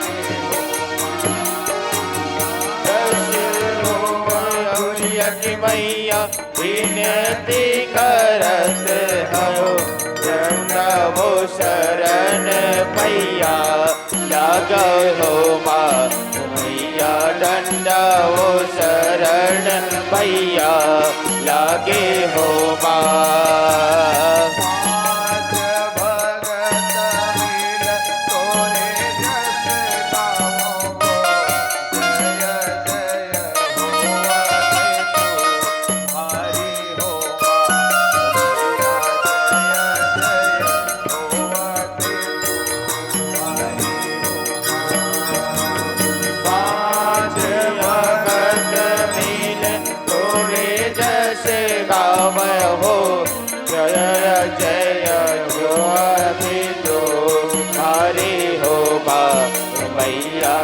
जय जय होवति तो जैसे ही तलवार को लेकर के उद्यत में मारने के लिए, बलि देने के लिए भद्रकाली माता की मूर्ति दो भागों में विभक्त हो गई। माँ काली प्रकट होकर के उसी तलवार को छीन करके सबसे पहले भिल्ल राजा के सिर को ही धड़ से अलग कर दिया गया है। देवगण फूलों की वर्षा कर दिया, जयकार करने लगे। भद्रकाली माता ने सभी सैनिकों को मार दिया। फिर दौड़ने लगी काली, चलत रहे सेवक मन के तिखट नाम दौड़ी सी काली माता। जड़ भरत महाराज चरणों में गिर गए। जड़ भरत महाराज चरणों में गिर करके काली माता से कहते हैं, त्राहिमाम त्राहिमाम त्राहिमाम शरणागतम मैया, क्षमा करो क्षमा करो क्षमा करो माँ। काली माता कहने लगी, पुत्र वरदान मांगो, वरदान मांगो बेटा। जड़ भरत कहने लगे, वरदान देना चाहता था एक काम करके, जब तक झल हमारे हथ फिर जी आ देगा, सबको जीवित कर दो माता, मैं नहीं चाहता मेरे कारण किसी की हत्या हो। माँ कहने लगी, पुत्र कितने दयालु हो तुम, सच्चे संत हो तुम, जो तुम्हें मारना चाहते थे तुम उन्हीं को जिलाना चाहते हो। ठीक है, तुम्हारी यही इच्छा है तो वही सही। माँ ने सबको पूर्णतः स्वस्थ कर दिया, सबको जीवित कर दिया। वो भिल्ल राजा और समस्त सैनिक जग करके काली माता नहीं देखा थे, सब कोई जड़ भरत के चरण में पहली गिरी, तोरे कृपा से मन फेर आहन के सबने उनको प्रणाम किया। तो सोच करके देखिए, यहाँ जड़ भरत काली माता का उपासक नहीं है, वो तो भगवान को पूजता है, भगवान का ध्यान करता है। काली माँ का उपासक कौन है? वो भिल्ल राजा है। लेकिन काली माँ ने प्रकट होकर के पहले अपने भक्त का ही सिर काट दिया। क्यों काटा? जा पर कृपा राम के होई, ता पर कृपा करे सब कोई। जिस पर भगवान की कृपा हो जाती है तो सारा जगत उसके ऊपर अनुकूल हो जाता है। जितने देवी देवता हैं सब उसके ऊपर अनुकूल होकर के अपना कृपा उस पर लुटाते हैं। जड़ भरत भगवान के रास्ते पर थे, इसलिए भगवान ने तो आकर रक्षा नहीं करी, लेकिन वही काली माता जिसका उपासक वो भील राजा था, वही आकर के उनकी रक्षा करके उनको बचा लिया। इसके बाद जड़ भरत महाराज कहे चलो ठीक है, अब तुम लोग भैया ये बलि करना है, क्या करना है तुम करो, मैं जा रहा हूँ। भील राजा वहीं से सुधर गया। जड़ भरत महाराज वहां से निकल पड़े। आगे निकले तो क्या होता है, एक सवीर देश का राजा राहुगण पालकी में जा रहा है सांख्य उपदेश का ज्ञान लेने के लिए। तो उसके पालकी का एक जो पालकी ढोने वाला था वो बीमार हो गया। तो राजा ने कहा ठीक है, किसी व्यक्ति को ढूंढ करके लाओ जो पालकी ढोने का काम कर सके। तो पालकी ढोने के लिए कौन मिले, यही जड़ भरत महाराज मिल गए। 3 सैनिकों ने राजा के उसको पकड़ करके ले आए। चलो कहाँ चलना है, पालकी ढोना है। पालकी ढोने के लिए उनको बुलाया गया। पालकी ढो करके चल रहे हैं। तो क्या होता था, जब चलते तो जड़ भरत महाराज नीचे देखते देखते चलते थे। नीचे मेरे पैरों के नीचे कोई चींटी ना आ जाए, कोई जीव जंतु ना आ जाए जिससे उसकी मृत्यु हो जाएगी, हिंसा का पाप मुझे लग जाएगा। इसलिए देख देख करके चलते। और कहीं चींटी आ जाती, कोई कीड़ा मकोड़ा दिखाई देता तो कूद करके चलते। तो जैसे कूदे तले बता 4 जन बोहे बोहे रेंगा थे, एक जन कूद ही पूरा बैलेंस बिगड़ ही नहीं बिगड़े, बैलेंस बिगड़ जाता था। और अंदर में जो राहुगण राजा बैठा था, तो जब वो कूदते तो उसके कूदने के कारण उसका सिर लगता था राजा का। गुस्सा जाए हो राजा हो, देखते कौन है रे, चलने नहीं आता। तो बाकी मन का है, बाकी कहार कहते थे महाराज हमार मन की गलती नो है, ये नया फंदा है देखरे गलती है। यही चंपा कूदत है कि यही चंपा कूदत है देखर से थी इसमें हो थे। वो राहुगण कहता है ध्यान से देख के चलो, लेकिन भैया ये तो संत की चलनी है। कोई चले घोड़ा हाथी पालकी मंगाई के, कोई चले घोड़ा हाथी पालकी मंगाई के, साधु चले नंगे पांव, साधु चले नंगे पांव, चींटियां बचाई के, राम गुण गाई के, गोपाल गुण गाई, राम गुण गाई के, गोपाल गुण गाई के। कोई चले हाथी घोड़ा पालकी मंगाई के, कोई चले हाथी घोड़ा पालकी मंगाई के, कोई चले हाथी घोड़ा पालकी मंगाई के, कोई चले हाथी घोड़ा पालकी मनाई के, साधु चले नंगे पांव, साधु चले नंगे पांव, चींटियां बचाई के,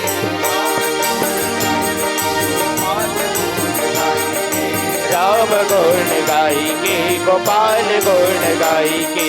तुलसी मगन भयो, तुलसी मगन भयो, राम गुण गाई के, गोपाल गुण गाई के, राम गुण गाई के, गोपाल गुण गाई के।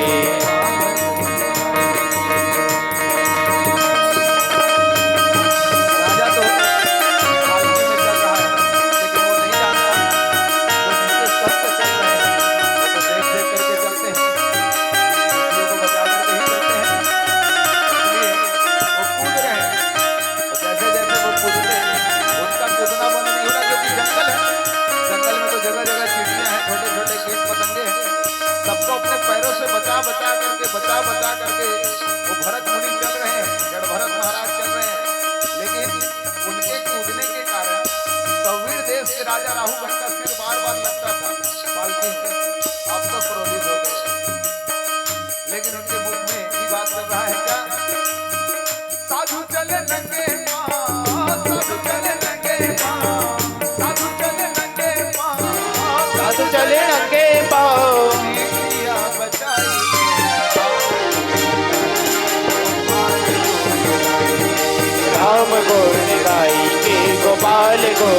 गाई के,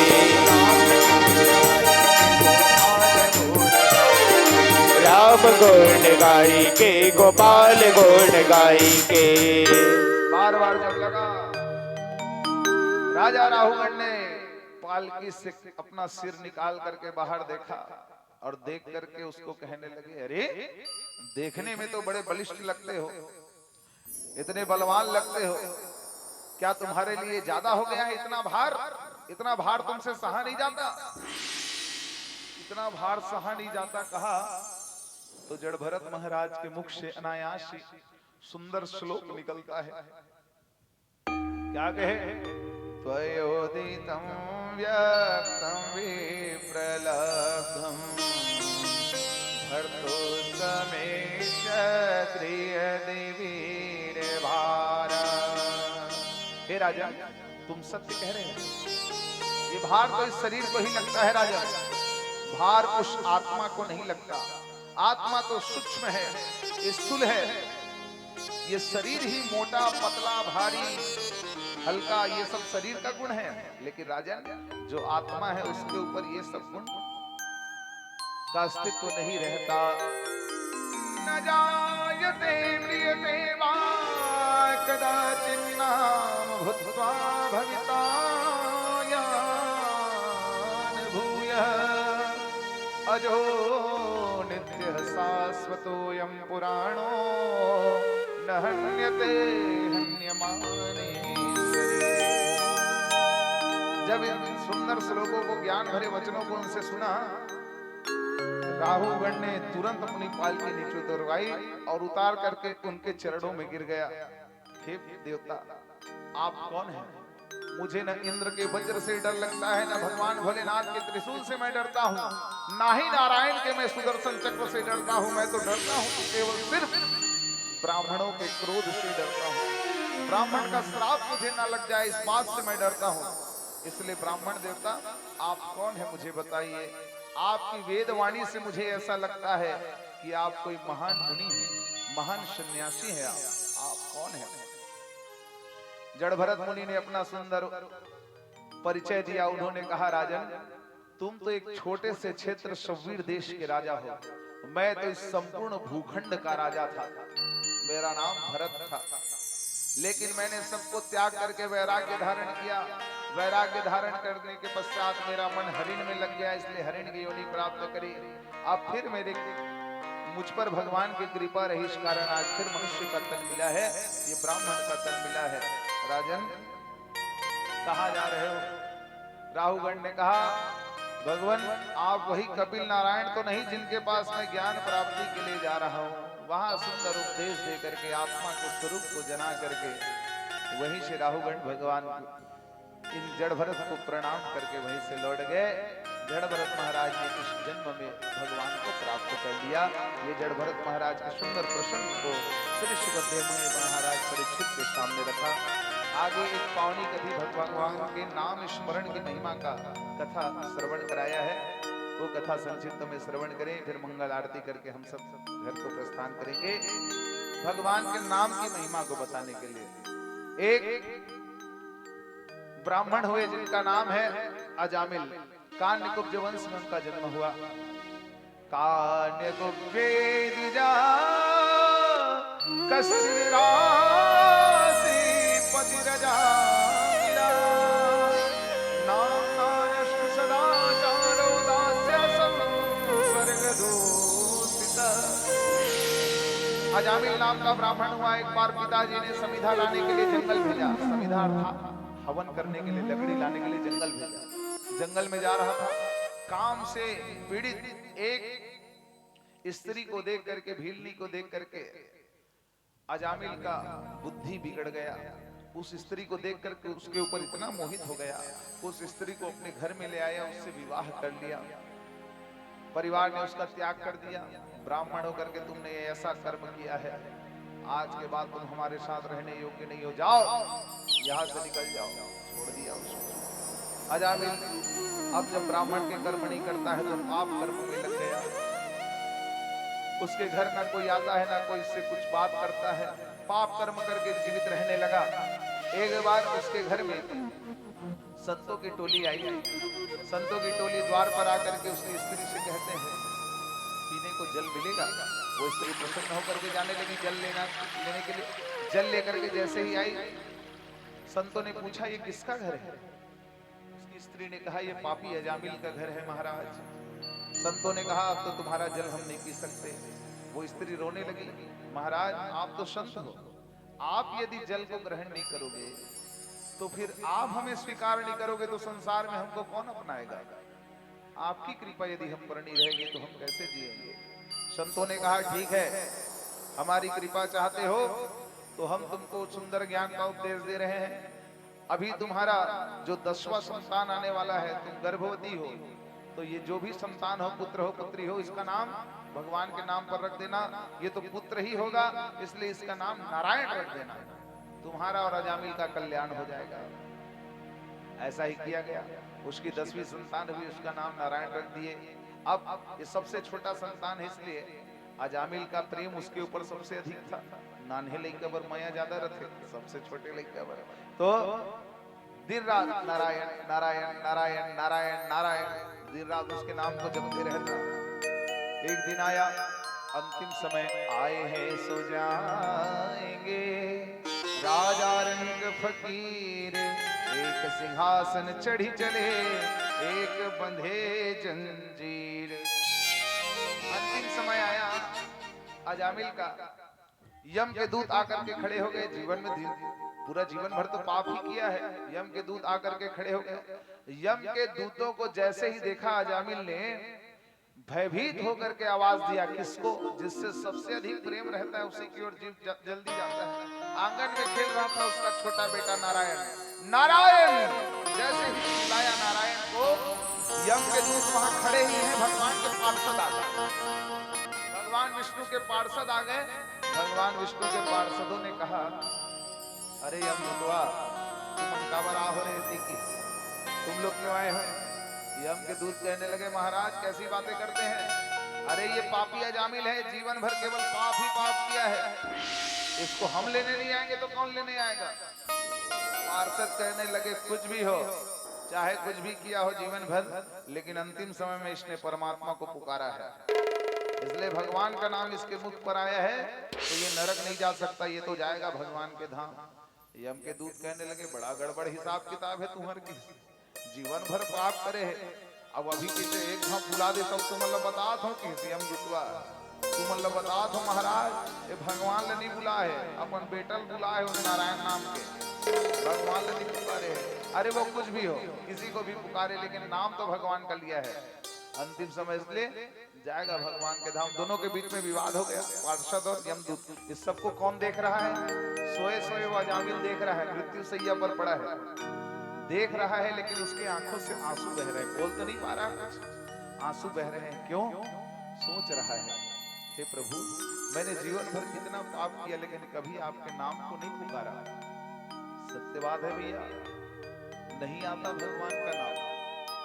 जन्म जन्म मुनि जतन कराही, अंत राम कही आवत नाही।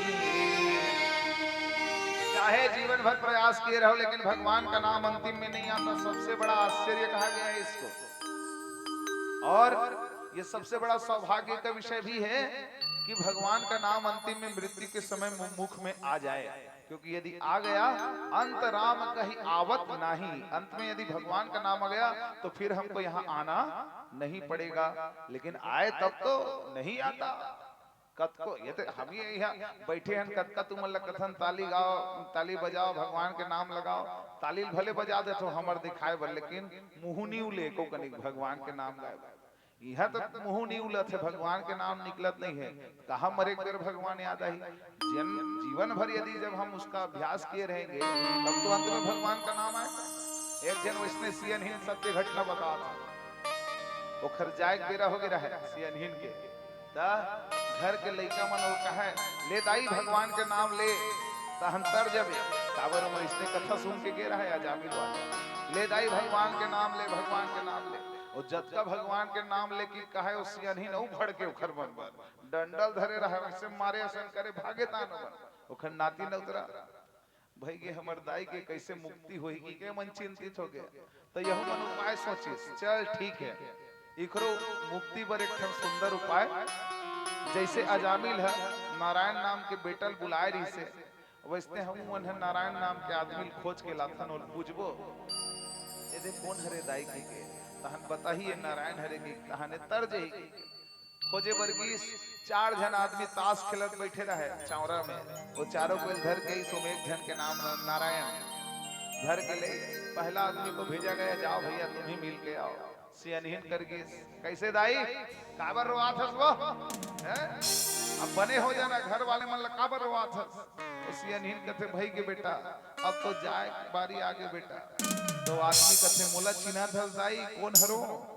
तो कहते कैसे नहीं चिन्हू बेटा जेठू नो हरसगार ओखर नाम रहे जेठू चिंडरी सोला फिर दूसरैया आदमी भेजे दूसरैया आदमी आते कैसे दाई कौन हर वो मोला चिन्ह था तोला नहीं चिन्हू बेटा समारू ओखर नाम समारू देख बहु नाम से बुलाते कैसे नहीं चिन्हूगा और घर में सब बहु मन बने हैगा लोग लइका मन बने है दाई सब बने हैं लेकिन अब तहु बने हो जा नहीं बेटा अब तो भगवान कर जाए पारी आ गए तीसरे आदमी को भेजा गया अब वो तीसरे आदमी का नाम था नारायण अब घर वाले मन माड़े खुश है जेठुल चिंडरी समारुल चिंडरी सब तो यहुल चिन्ही यहुल नारायण की कही तहाने मुक्त हो जाई हमर दाई की बुलई सोला वो नारायण चल दिस औ दाई कावर रोआत हस वो सब कोई अब बने हो जाना लेना इस घर वाले मन कतकर हुआ थे देखा नहीं है नहीं बेटा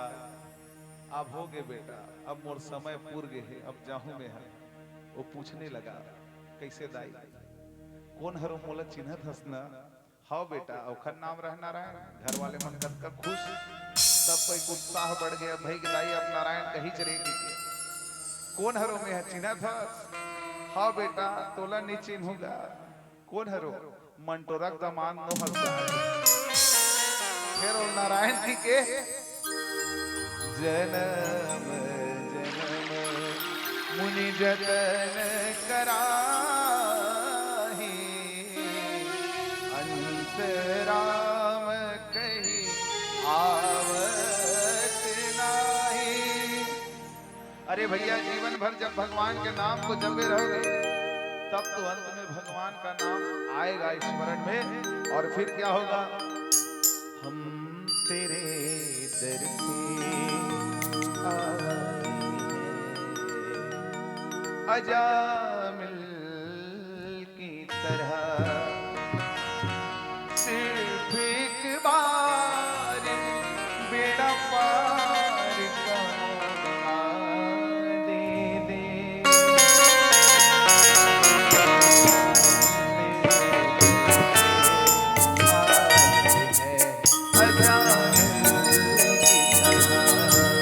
हम तेरे दर पे आए हैं अजामिल की तरह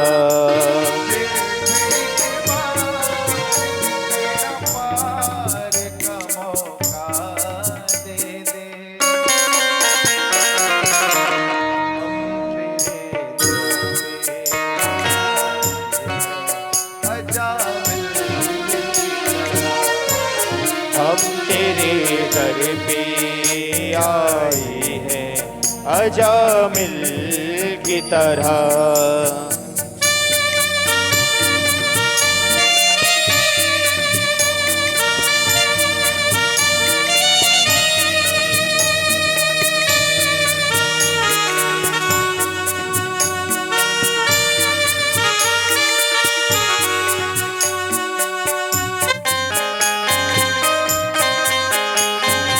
जय हो।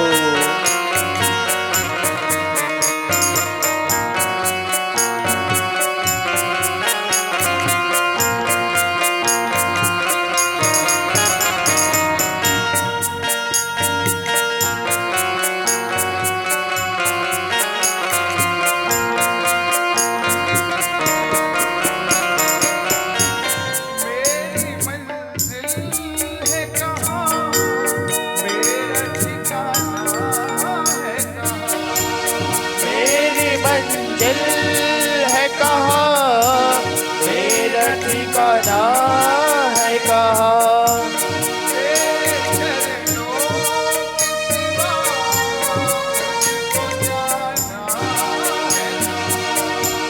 तेरे चरणों के सिवा मुझको जाना है कहाँ। इस संसार भव पार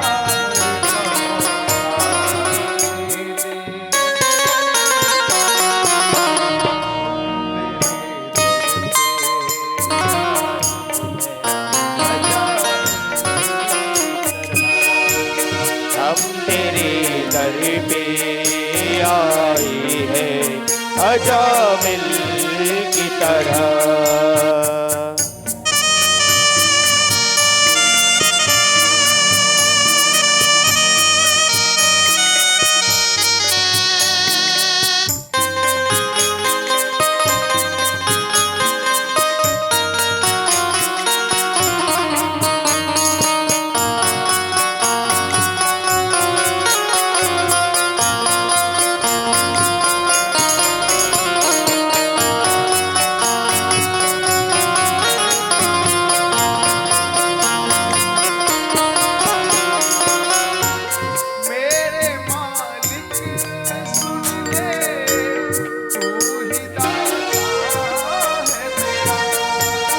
मेरे मालिक सुन ले तू ही दाता है मेरा।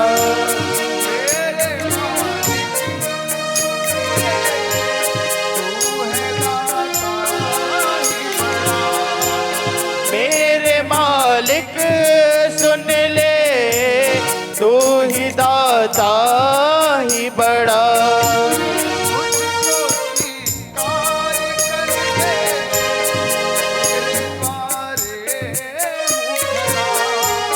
मुझको स्वीकार करे तेरे द्वारे हूँ खड़ा।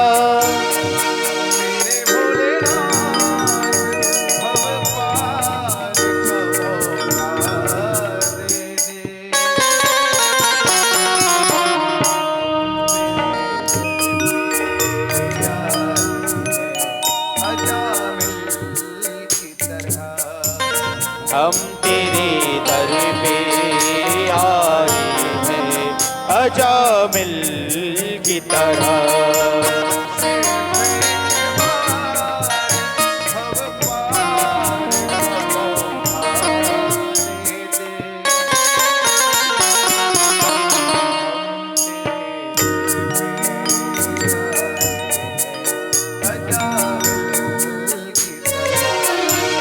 हम तेरे दर पे आए हैं अजामिल की तरह।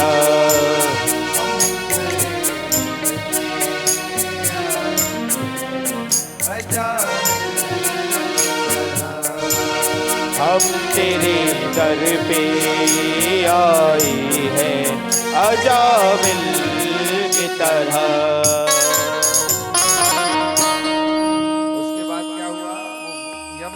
भगवान के पार्षद दोनों छोड़ करके चले गए। छोड़ो इसको रहने दो, ऊपर जाकर के फैसला किया जाएगा, इसको फिर जीवित रहने दो।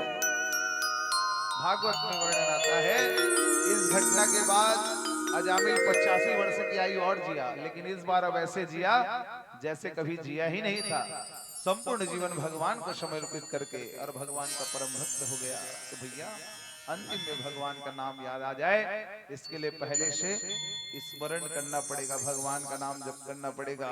अंतिम में ही यदि भगवान का नाम आ जाएगा कहेंगे तो ये होने वाला नहीं है, क्योंकि भगवान का नाम चाहे हम उल्टा जपे सीधा जपे, सुनते हैं ना डाकू रत्नाकर की कथा, वाल्मीकि की कथा, तुलसी मेरे राम को रीझ भयो याती, बोए खेत सुजामी है उल्टे सीधे।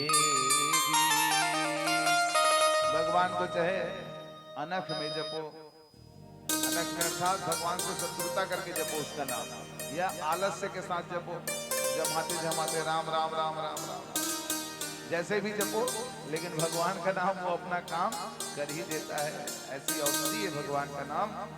ठीक वैसे ही जैसे किसान जब धान उगाने के लिए, बीज डालने के लिए जाता है खेत में, तो किसान बीज को सीधा सीधा नहीं गड़ाता, वो तो मुट्ठा में भरते हो, फेंकते इसे। जैसे फेंके बीज चाहे सीधा गिरे, उल्टा गिरे, कैसा भी गिरे, उसको तो जगना ही है। उसी प्रकार भगवान का नाम है। कहे यदि भगवान का नाम मुख में, जिह्वा पे पड़ गया तो निश्चित रूप से हमारा कल्याण कर देने वाला होता है। प्रेम से बोलो श्रीमद् भागवत महापुराण की जय हो। श्री सुखदेव जी महाराज की जय हो। चलिए भगवान की मंगल आरती। आप सब अपने स्थान पर खड़े हो जाइएगा। कल भगवान श्री कृष्ण चंद्र जी के जन्म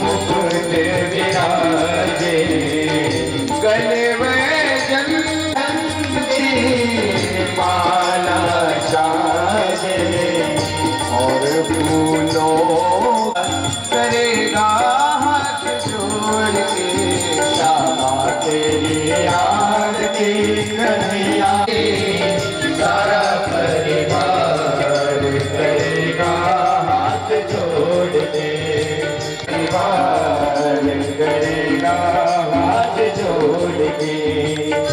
मैं हूँ दीन दुखिया भारी, आया हूँ प्रभु शरण तिहारी, आया हूँ प्रभु शरण तिहारी, रखियो लाज हमार, करेगा तेरी आरती कन्हैया, करेगा हाथ जोड़ के।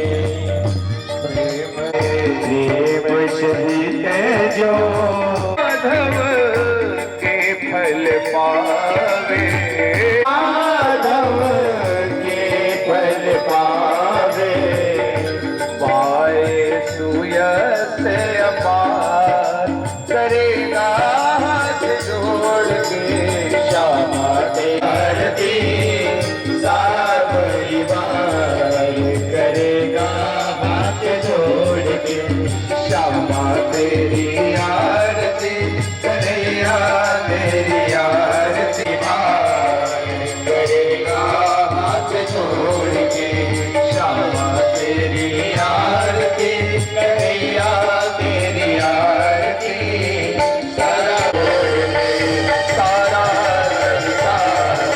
करेगा हाथ जोड़, गौरव करुणावतार संसार सारं भुजामि, तमेव माता च पिता तमेव, त्वमेव बन्धुः च सखा त्वमेव, तमेव विद्या तमेव सर्वं त्वमेव देव। हरे राम हरे राम हरे हरे, हरे कृष्णा कृष्ण कृष्ण कृष्ण गोविंद हरे मुरारी, नाथ नारायण वासुदेव, हरे कृष्ण गोविंद हरे मुरारी, नाथ नारायण वासुदेव। हितमातु स्वामी तथा हमारे, हितमातु स्वामी राम हरे हरे कृष्णा कृष्ण कृष्ण हरे हरे, हरे राम हरे राम।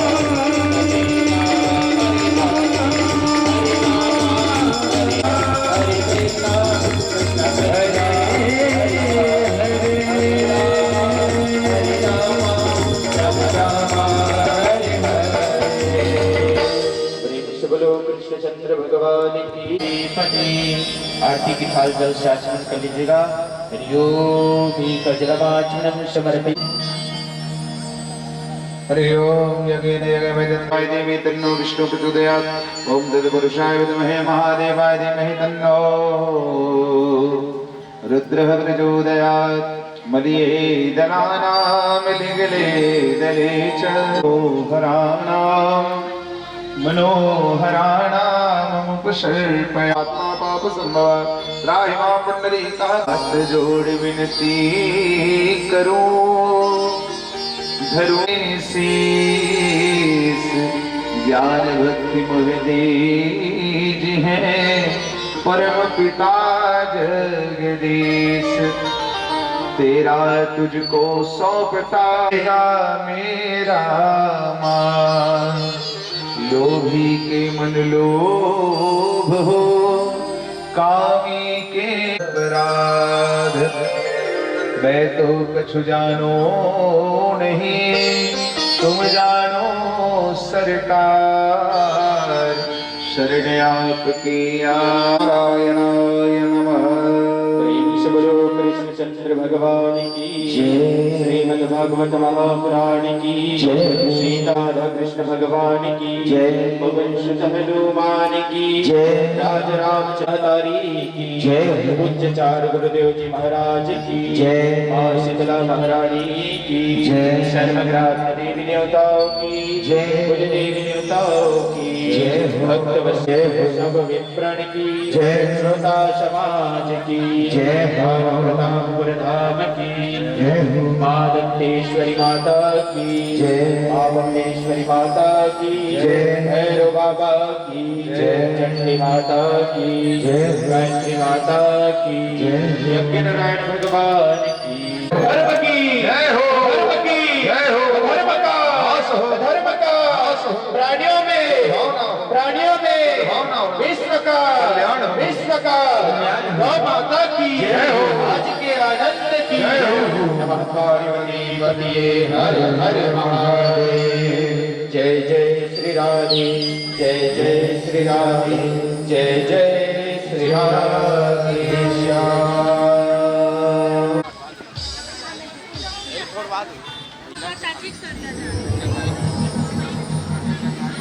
पर रख दो बाबा, मेरे सिर पर रख दो बाबा। दोनों का देना वो तो दीजिए। सिर पर रख दो बाबा अपने।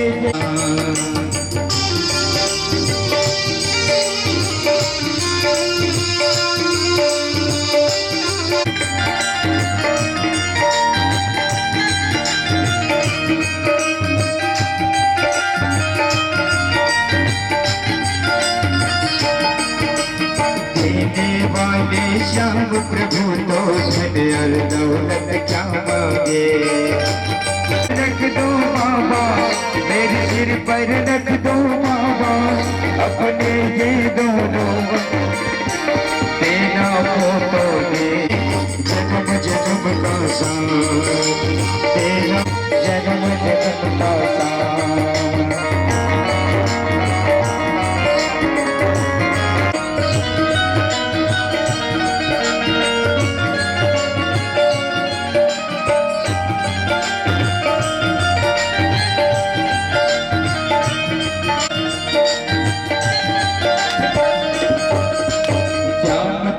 चरणों की धोनी धन दौलत से महंगी है।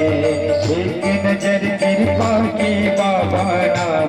श्याम तेरे चरणों की धोनी धन दौलत से महंगी है। एक नजर कृपा का नाम इज्जत से ही महंगी है। मेरे दिल की तमन्ना यही है।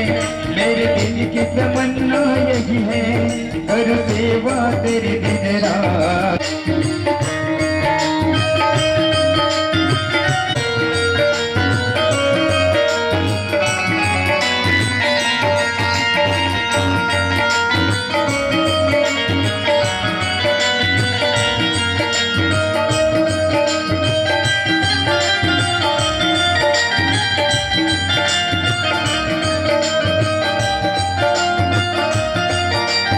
दुख में प्यार की छैया कर दे तो।